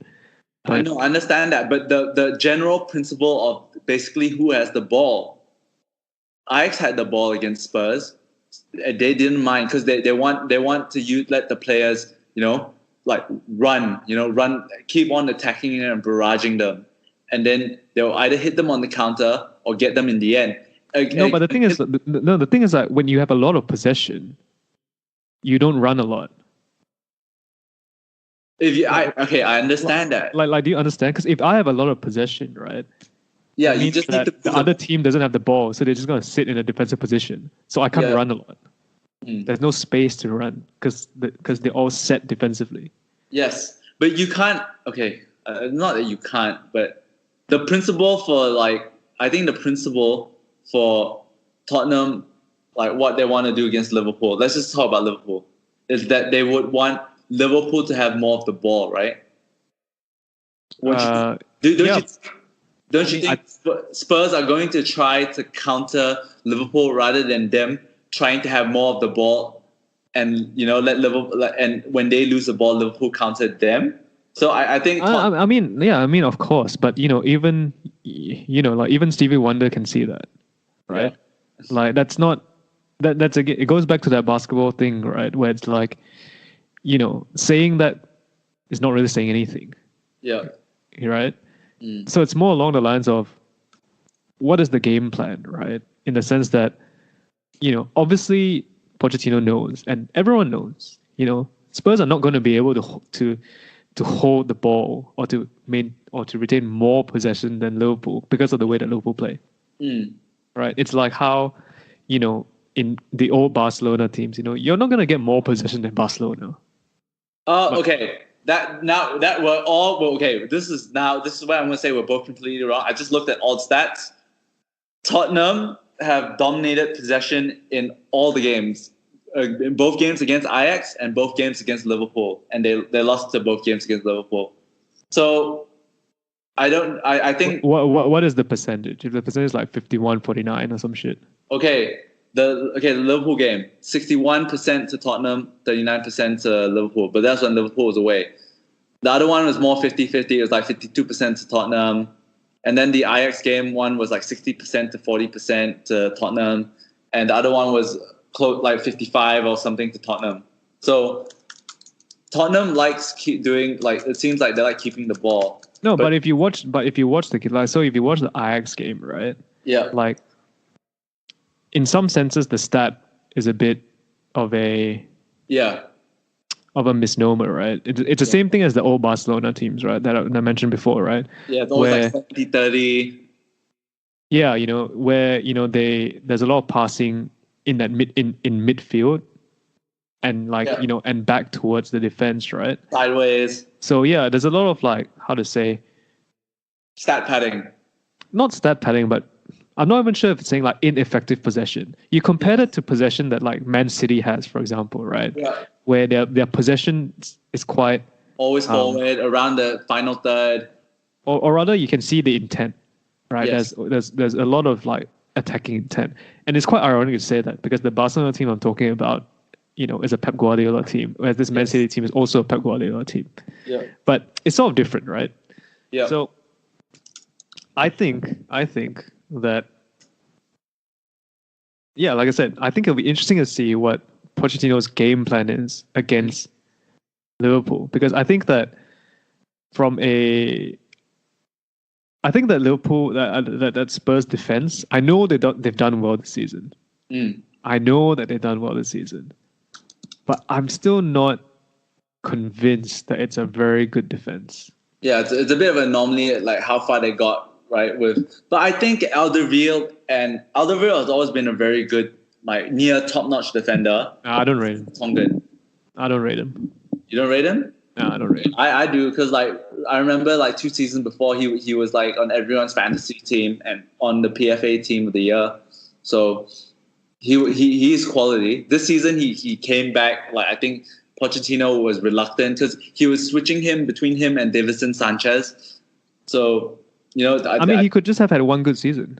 Yeah, true. But I think he should. I've watched him enough to know that I think he's he's a very talented defender.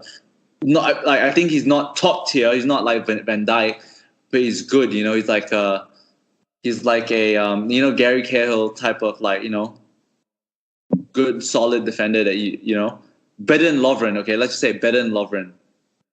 Yeah, I agree. But anyway, I would say I'm still not convinced with this Tottenham defense. So I think that they will concede goals. Oh yeah. So yeah, but it'll be interesting because I think if you put this Tottenham defense, what's the Spurs defense? It'll be the Tongan.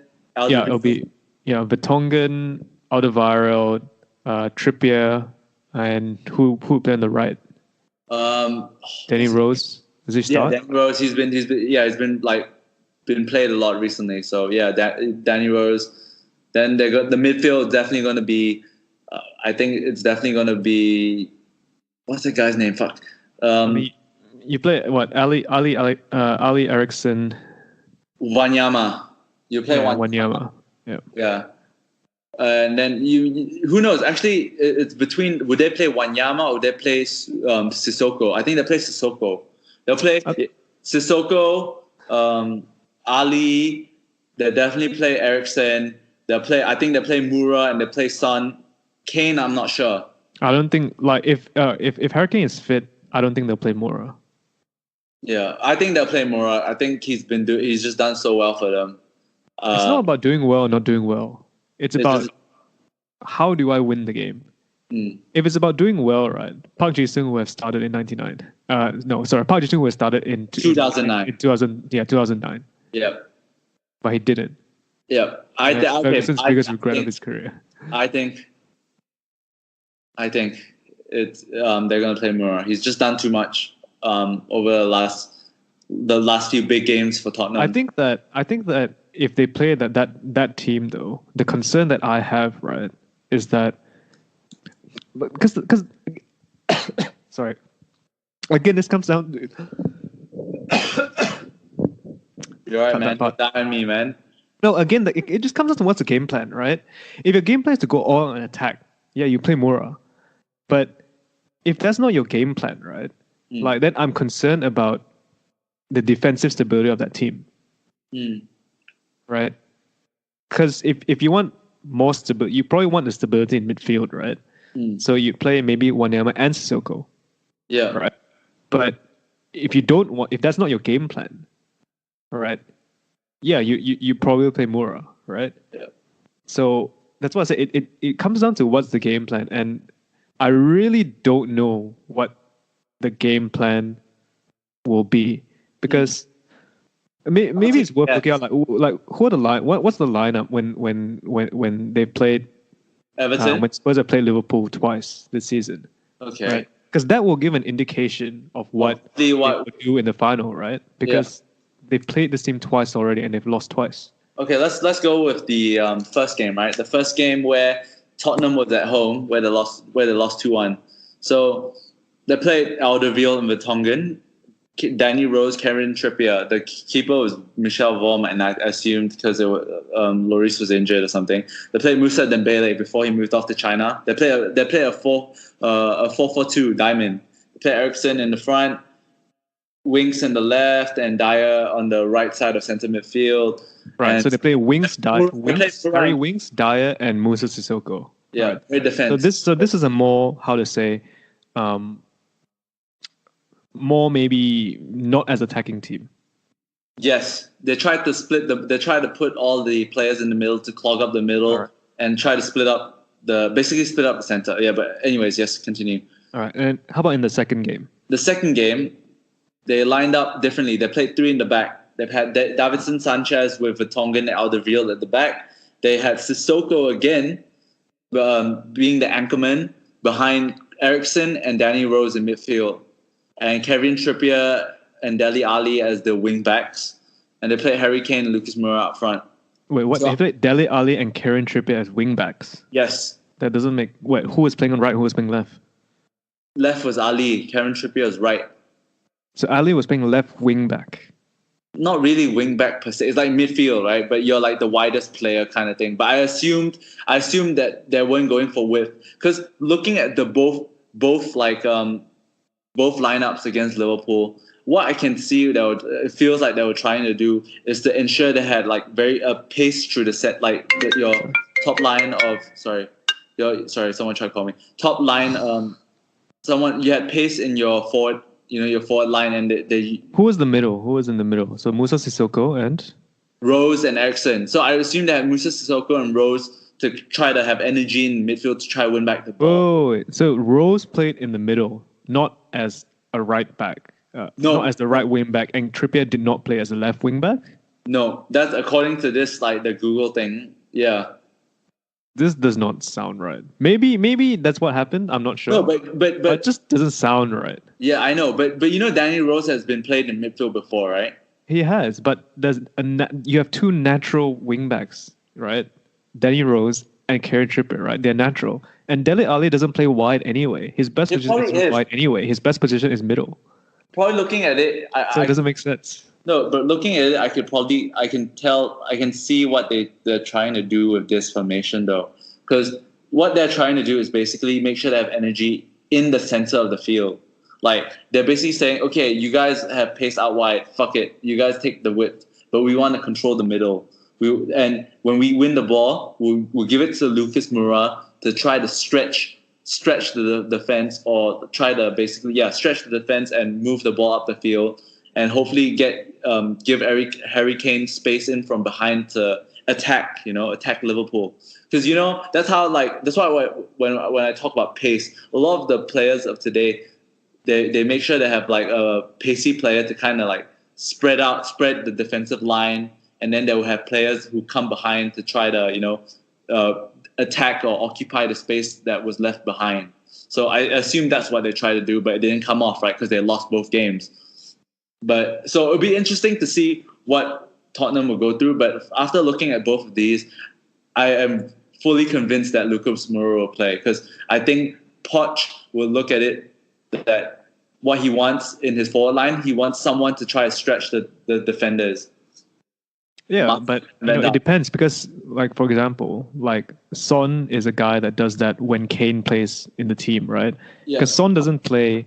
Because when Kane is not in the team and Son is, I guess, the only center forward, I guess. Yeah. He plays a more center forward role, right? Yes. But the exception was that when they played Llorente up there, in the Man City game, right?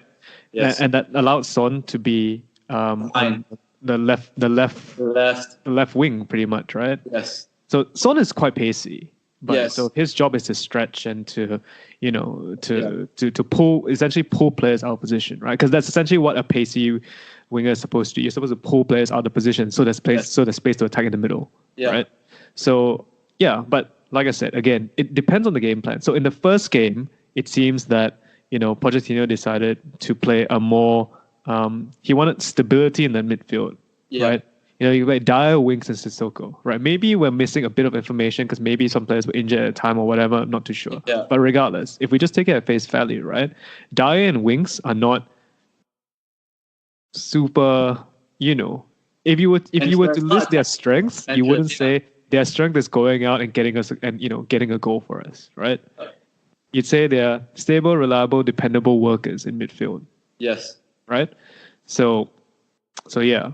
So his game plan was probably more stability, more so, and maybe we'll catch them on the break, something like that, as compared, or maybe we'll nick a goal from a set piece, or we'll, more so than let's go out and give it a real go and try to win this game. I'm not gonna do that. It's gonna be. I'm pretty sure they're gonna do something very similar in a sense where they're real conservative and solid at the back. They have Musa Sissoko as the workhorse. I think they're gonna put forward the back. They're gonna be like we said just now. No. Let me finish before you say. Let me finish because you're agreeing with me, and I don't think you want to agree. I don't think you intend to agree with me. Okay. In the second game, the game plan changed, right? As you can tell by the formation. Yeah. Right. They changed the formation, and even though I still don't think it's right that Dele Alli played left wing back and not Kieran Trippier. And Danny Rose played in the middle and not right wing back. Even though I don't think that's right, okay, let's just go with that, right? Yeah. But there's definitely a more, how to say, I know 3-5-2, if someone just like, they play 3-5-2, you think, they play defensive, right? Yeah. I don't think that's a very defensive formation. No, 3-5-2 is not. Yeah. So where, there was more intention to, like you said, use the wing backs to probably, the wing backs essentially will come and deliver the crosses and overlap a lot and all that sort of stuff. Yeah. Right. And the two wing backs, the two natural wing backs that Spurs have, Danny Rose and Trippier. Mm-hmm. Right. I'm not gonna say Dele Alli. Yeah. Right. But it's gonna be Danny Rose and Kieran Trippier. Yeah. They're very pacey. Yeah. Right. So the intention on that game, the second game, I think, was to let's get more at Liverpool. Yeah. Let's try to attack them more, right? So that's why it'll be interesting to see what the system they use in the Champions League final will be, right? Because they've tried, I guess, a more quote unquote stable system in the first game, and they tried a more attacking. Let's try to beat them at their own game, sort of. Maybe slightly more attacking-minded game plan in the second game. Yeah. And they failed both times. Yeah. So I'm not sure. Yeah, like I said, their personnel will depend a lot on the game plan. You know how we always talk about formations, right? It's probably very dynamic. It probably just changes all the time that you don't know. But I have a feeling that I'm pretty sure Spurs are gonna. When they don't have the ball, it's gonna feel like three at the back because they're not gonna let just two of them face like the attacking trio of Firmino, Mane, and Salah. That's why they're gonna put Sissoko in there. Maybe even they might even put Wanyama. They might even put two defensive midfielders in there. Who knows? Yeah, but in that case, if they put if they put Sissoko and Wanyama, then they can't play Moura, right?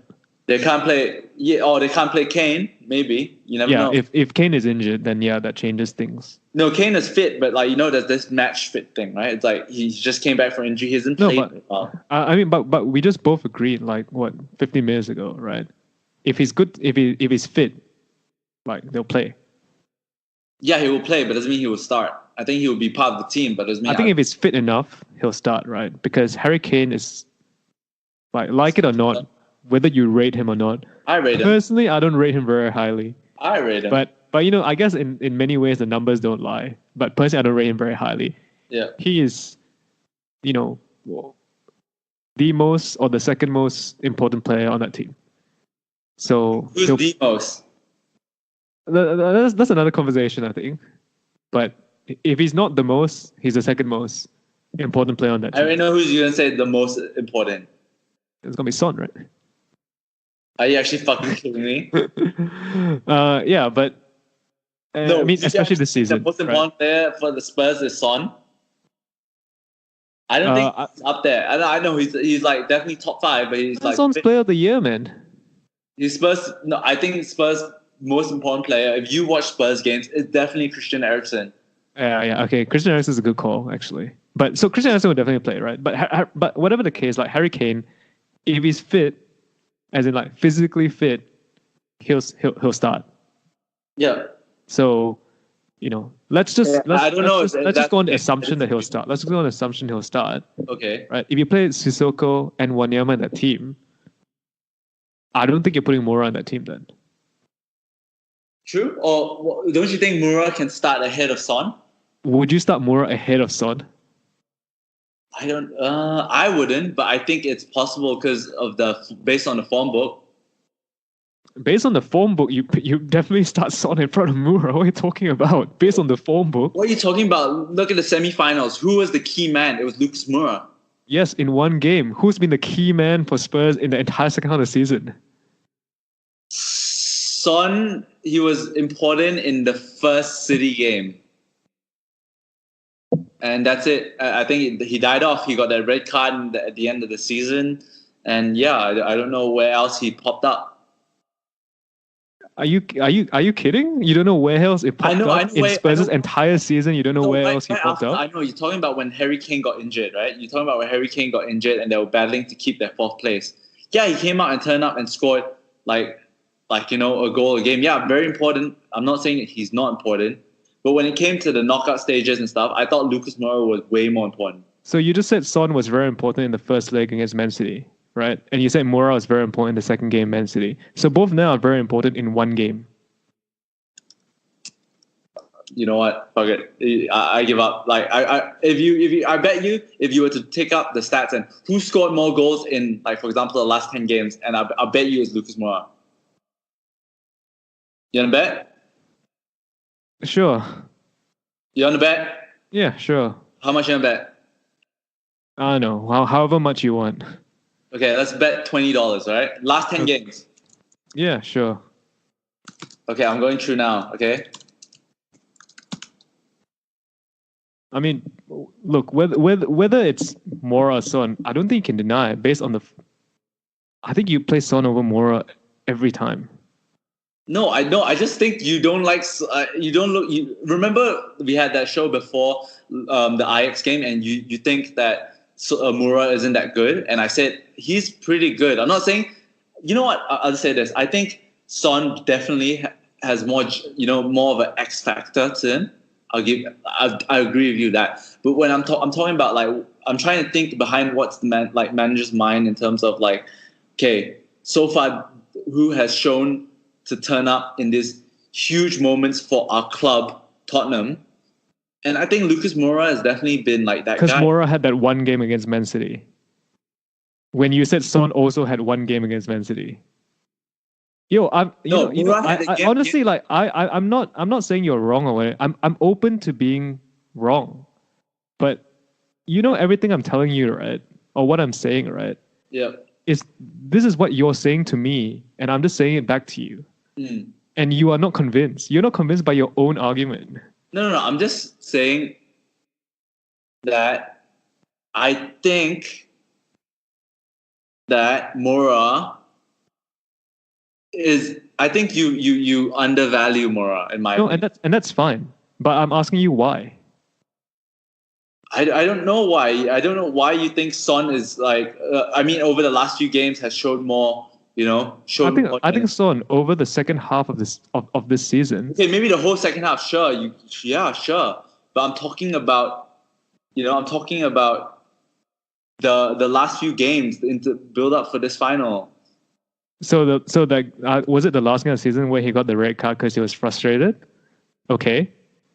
How about the game before that? And the game before that, and the game before that, and the game before that, and the game before that, and the game before that. 3, 4, 5, 6, 7, 8, 9, 10. The game for that. Well, okay, let's see. In the last 10 games, Son scored 1.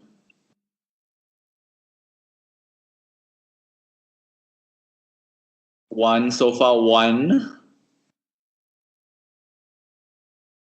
2, wait. 1, 2, 3, 4, 5, 6, 7, 8, 9, 10. 1 goal here. 2 goals here, so that's 3 goals. 3 goals. Okay, did he score any goals? No, he scored none against Ajax. So he scored in total 3 goals in the last 10 games. Okay.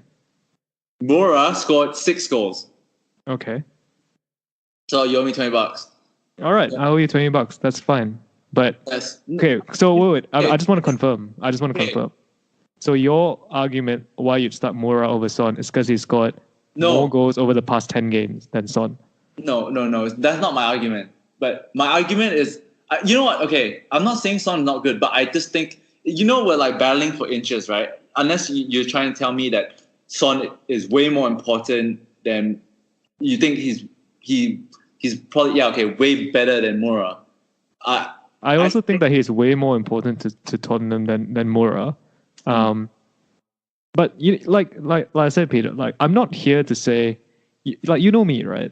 Like, I'm like, look, if we don't agree, that's fine. If we don't agree, But I need to be like, there needs to be some. I need to have some sense that, if you tell me, look, these are the reasons I think A is better than B. Okay. Right? I'm like, look, I don't agree with you that A is better than B, but I can understand why you think that, and those reasons seem sound. Okay. So all right, fair enough. I'll just give you my reason. I said everything that you're telling me on Lucas Moura, right? I actually have just said it back to you. Yeah. Right?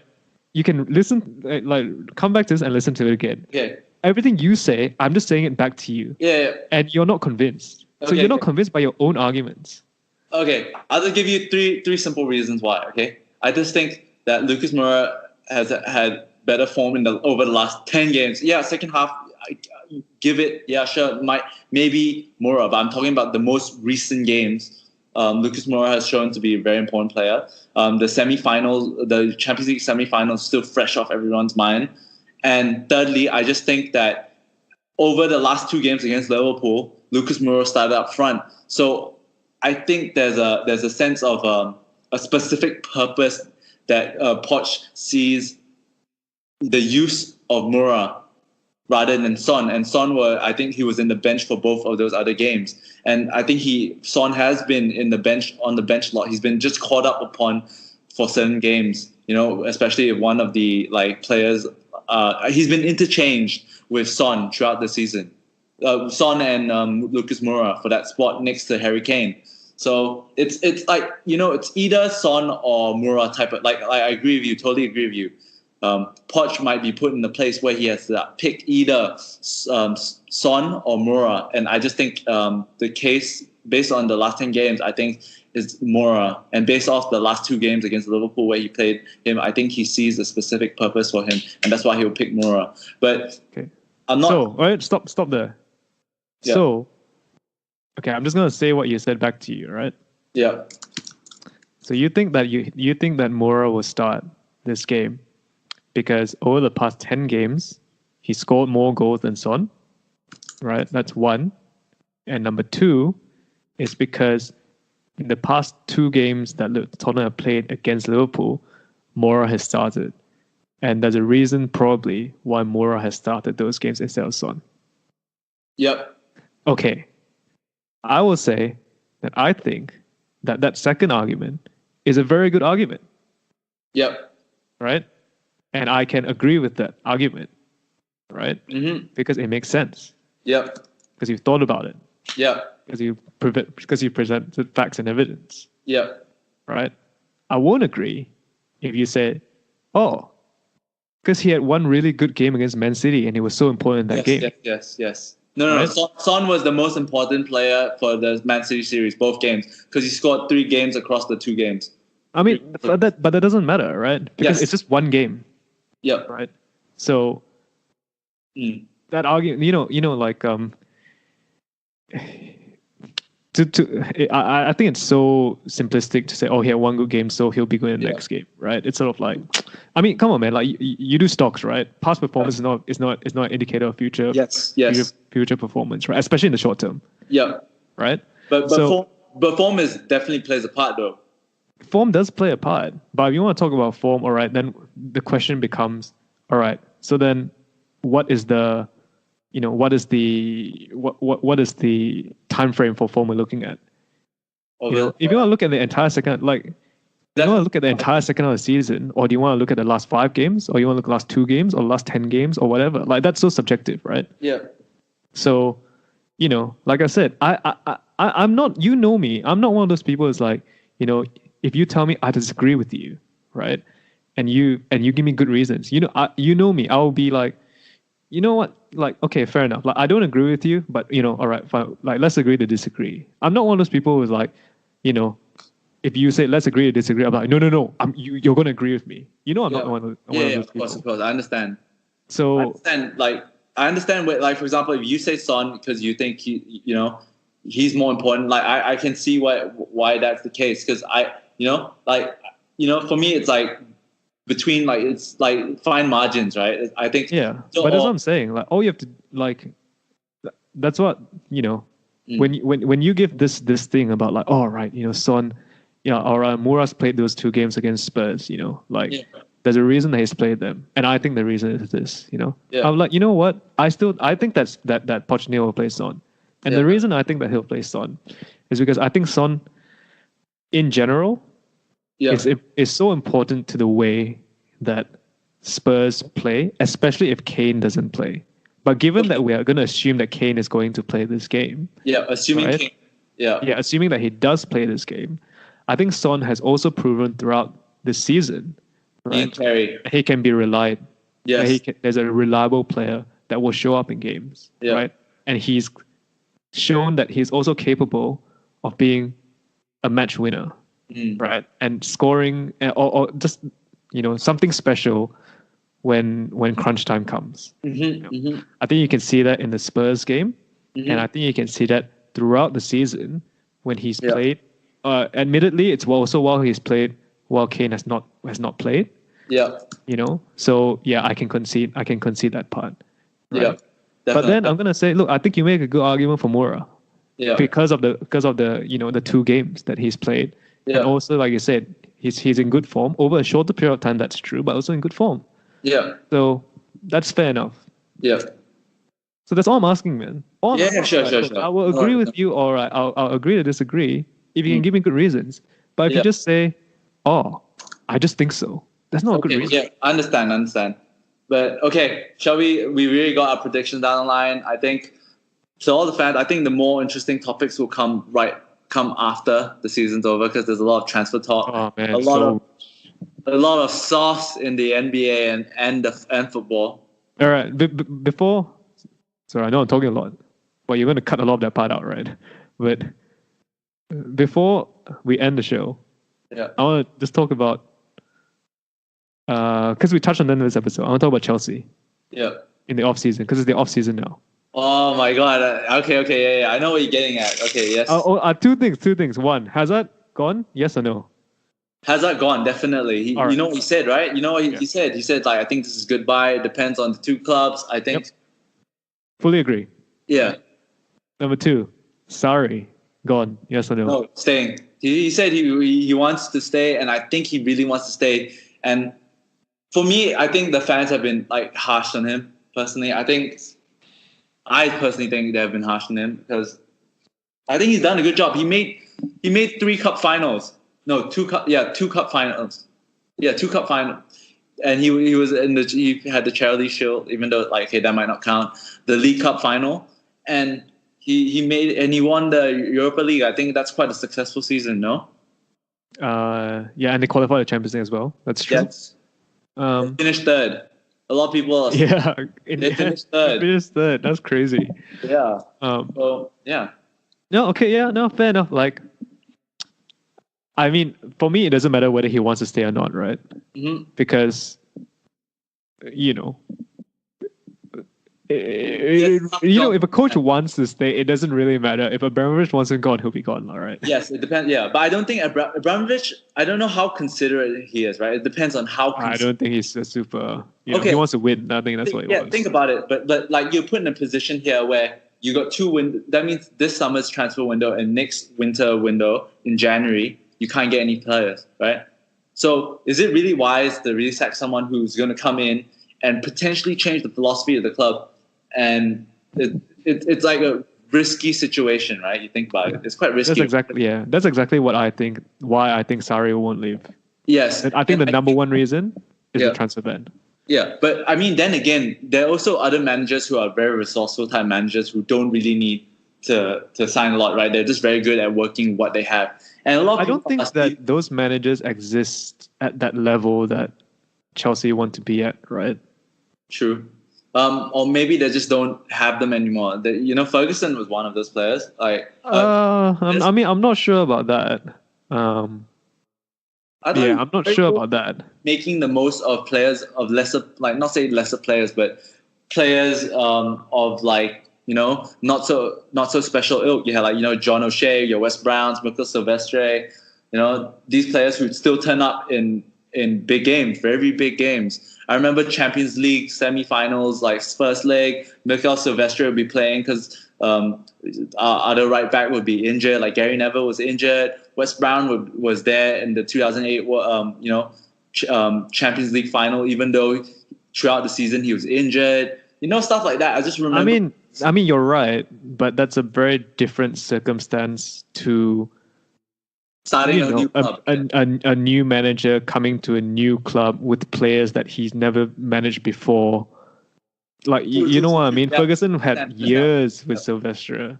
Yeah. He had years with all these players. A lot of them were, talking about John O'Shea, like he came up to the academy. Like the situation is a bit different, I think. So I don't think you can really use Ferguson as a good comparison here. I don't think at this elite level, there's any manager that will come into an elite club, of which Chelsea is, and be happy with no transfers. Yeah, understood. That's why I think Sarri will stay. Although there's still Chelsea might still be able to appeal the ban though. Like if they appeal the ban at the Court of Arbitration of Sport, then the ban will be suspended until the ruling is passed, until the judgment's passed. Yeah. Also, but they haven't yet, so that's quite surprising actually. Yeah, I think they're ready to bite the bullet. I feel, but then again, a lot of people are sleeping on the fact that Chelsea have like loaned basically a whole full squad of players, and a lot of them are quality players. They won the under-21 World Cup or under-18 World Cup. A lot of these players. These players are not the players Chelsea need, man. Okay, true. Maybe you never know. Like Ruben Loftus-Cheek, he was one of those players. So he has like so this Ruben Loftus-Cheek thing. I know it's gone on the whole season, the whole second half of the season, right? Yeah.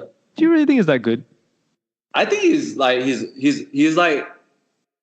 a typical England player who's like a bit more average league, a bit more technically gifted than the average English midfielder. Yeah. Yet with that, that power, that. So when I've seen him play, right, which is admittedly is not that often, because admittedly he didn't play that often anyway. Yes. Even after all the noise, right? Okay. I wasn't particularly impressed by him, but regardless, that's a bit subjective. But let me ask you a better question. So, if Chelsea have this transfer ban, right? Sorry. Who's the best player that they have out on loan? They have Morata and Victor Moses. They have Batshuayi. Okay. They have, I think that's about it. The rest are like these young players who are killing it in the championship, but championship players, right? Exactly. They have, in midfield, they have this guy, Lewis Baker, who's been... Yeah. Anyway, those names are the biggest names, right? Morata and Batshuayi. Those names are the biggest names, right? Yeah. Let me ask you a question. Would you trade either of those players for Eden Hazard? No, of course not. Hazard is like... Right? So, top five. In what universe will Chelsea be okay by getting these loan players back after they lose Hazard? Who knows? Maybe a combination of them would settle everything down. But I mean, although unlikely, right? Because Sarri is a stubborn, tunnel vision manager who would, we're going to play 4-3-3 no matter what. We're going to play N'Golo Kante on the right no matter what. We're going to play Jorginho no matter fucking what. So, you know what I mean? So it's a very rigid system that he's going to play, and he's going to get all these pieces. And you have I have a feeling that he's not going to alter his system too much. Yeah, I don't think he will. And he's going to try to fit these square, round pegs in square holes or something. I think it's square pegs in round holes because I think generally round pegs can fit in square holes. Okay. Yes. Fuck. All right. Yes. But actually, now that you mention it, right, that's a good point. Actually, I think it might work in his favor. Actually, sorry, because I think that a lot of his system maybe sometimes he feels like he has to, not so much for that midfield, right, where it's Kante and Jorginho, but maybe with Hazard up front, right, he feels, I have to play Hazard in this role, right, because he's Hazard, even though I don't want to. It's not really, in an ideal world, I want to play this different role, right, but I can't. Because it's Hazard, right? So maybe it might work for him, right? Because the players that come back, maybe not Victor Moses, because I think he's already told Victor Moses that he doesn't want to use him. But I don't know, maybe someone else. Maybe Ruben Loftus-Cheek and see the other guy. I forgot his name already. The English guy. Oh, Ross Barkley. No. The one that I told you I'm not that impressed by. Oh, Ruben Loftus-Cheek. No, the other one. What do you mean? The other one, it's not Loftus-Cheek. Is he Chelsea's? Yeah. The one that Drinkwater. But he's not playing for them anyways. No, not Drinkwater. The one Kovacic. Okay, I'm on Chelsea's squad list right now. They have Danny Drinkwater, Jorginho, Matteo Kovacic, Marco Van Ginkel, N'Golo Kante, Ross Barkley, and Ruben Loftus-Cheek. Is it? He's the one that wanted to go to Bayern, right? Which one? Oh, Callum Hudson. Yeah, Hudson-Odoi. Right? Yeah, Hudson-Odoi. So maybe because these players aren't Eden Hazard, right? Yeah. So maybe he can be like, you know what? Fine, we don't have Hazard. We're gonna play 100% my system now. So Hudson-Odoi, if you don't leave, because we're not gonna let you leave because we got transfer ban. We're not gonna let you leave. So. You're going to play in this role. Hazard. Yeah. Loftus-Cheek, you're going to play in this role. Yeah. We're going to put Giroud up front. We're going to stick Giroud up front. We got Higuain. We're going to play Higuain up front. And we'll play 100% the Sarri system that I don't have to compromise because of Hazard. Yeah. No, but if you think about it, I think even though Hazard, I'm not saying that they're stronger, don't get me wrong, but they still have a pretty strong squad, right? You could, I'm looking at the forward line right now. With Hazard gone, they could play Higuain. Then they could play Willian and Pedro on either wing, or Callum Hudson-Odoi.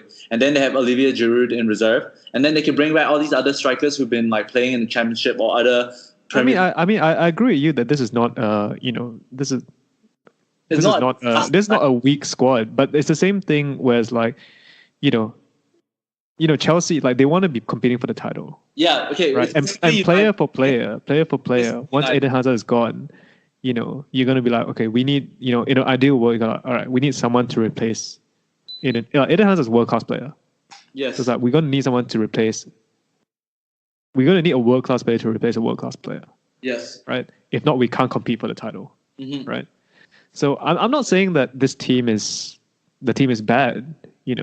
On paper, the Man United team is not bad. On paper, the Arsenal team is not bad. But now on paper, the Arsenal team is pretty bad. I don't think they're that bad on paper. I think they're very top heavy. Yeah. Okay. We can agree or disagree on that. That's fine. But I think it's I don't think that, because Chelsea, they want a chance for the title. Yes. Right. So this team will not be able to challenge for the title. Oh, definitely not, man. They're going to try to go top 4 again. Yeah. So I think that's a disappointment. That'll be a disappointment to everyone connected to Chelsea. Right. Because, when Hazard leaves and you say, oh, but they're getting all these players back on loan or back from loan or whatever, this doesn't make it makes the team worse. Definitely. There's a thing going on with the club. Abramovich can't go back to London because his visa expired because of that Russian tension between the UK.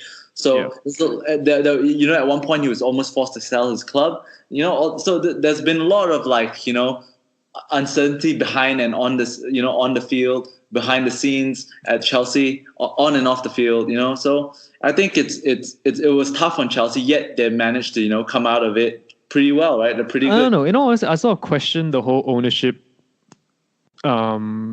issue having an impact on the players. Yeah. Oh, no. Yeah, but still it has the impact of the club's future, right? You think about would the new owners be as loaded or as dedicated financially as to be honest, I think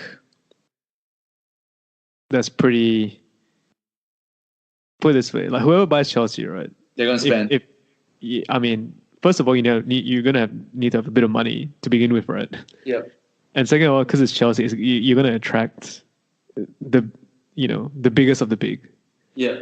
So, yeah, I question how much the ownership really has an impact on the on-field performance. Sure. I think it might have an effect on the transfer dealings, or in terms of like transfer budget, wage budget, that sort of stuff. But that's for this window probably, but not during the year, during like the on-field performance during the year. I don't think so. Yeah, we'll see. I think it's interesting to see what happened this offseason. I think it'll be interesting to see if Chelsea appeal the ban or not, because I thought they would appeal. I don't the think ban they by will. now. I really don't think they will. I think they appealed once, right? For like to the first court that was. Yeah, they appealed once to FIFA. FIFA, yeah. Yeah, but they didn't appeal to FIFA are the guys that handed down the ban, so I guess the appeal was unlikely to go through. Yeah. But yeah, like they can get the ban suspended if they appeal to the Court of Arbitration for Sport. But now there's this rumor, because it's a whole year ban, right? So they banned for 2 windows. Yeah. There's a rumor that they'll just cop it, and take the ban. Yeah. Or rather, reach a deal with FIFA to say, all right, we won't go to the Court of Arbitration for Sport. Yeah. But you just reduce our ban to 1 window. Yeah. Which seems likely. FIFA. I mean, in a court case, when you come to a deal, like people say, oh, this is not an admission of guilt, but we've reached a settlement. Yeah, yeah. It's pretty much an admission of guilt, right? Yeah, it definitely is, dude. Like, fuck. Then there's this city fracas. We can talk about like next week or the next episode. There's so many interesting topics to talk about. There's so many good, off the field things happening in the world of sports. Some of them maybe it's just sensationalism, but like who knows? Who gives a fuck? It's fun to talk about. The Lakers, their little like shit off the field shenanigans. I can't wait to get into that. United's transfer policy. Who's there are a lot of managers. A lot we'll wait until after the season's next which week, will happen with the biggest game there is in European football. There's so much good shit to talk about, but I think that's about it, right? We've been here for 2 hours. I think I need to take a shit. Thanks, man. Thanks, Justin. Thanks for the show. All right. You owe me $20. Yep. If you don't want to pay me $20, all you have to do is tell everyone that I was wrong and Peter is right. Peter, I'm a man of my word. I don't, I tend to stick to my word, even though, Yeah. Okay. All right. I was good. Yeah. Okay. All right. Anyways, thanks guys for listening.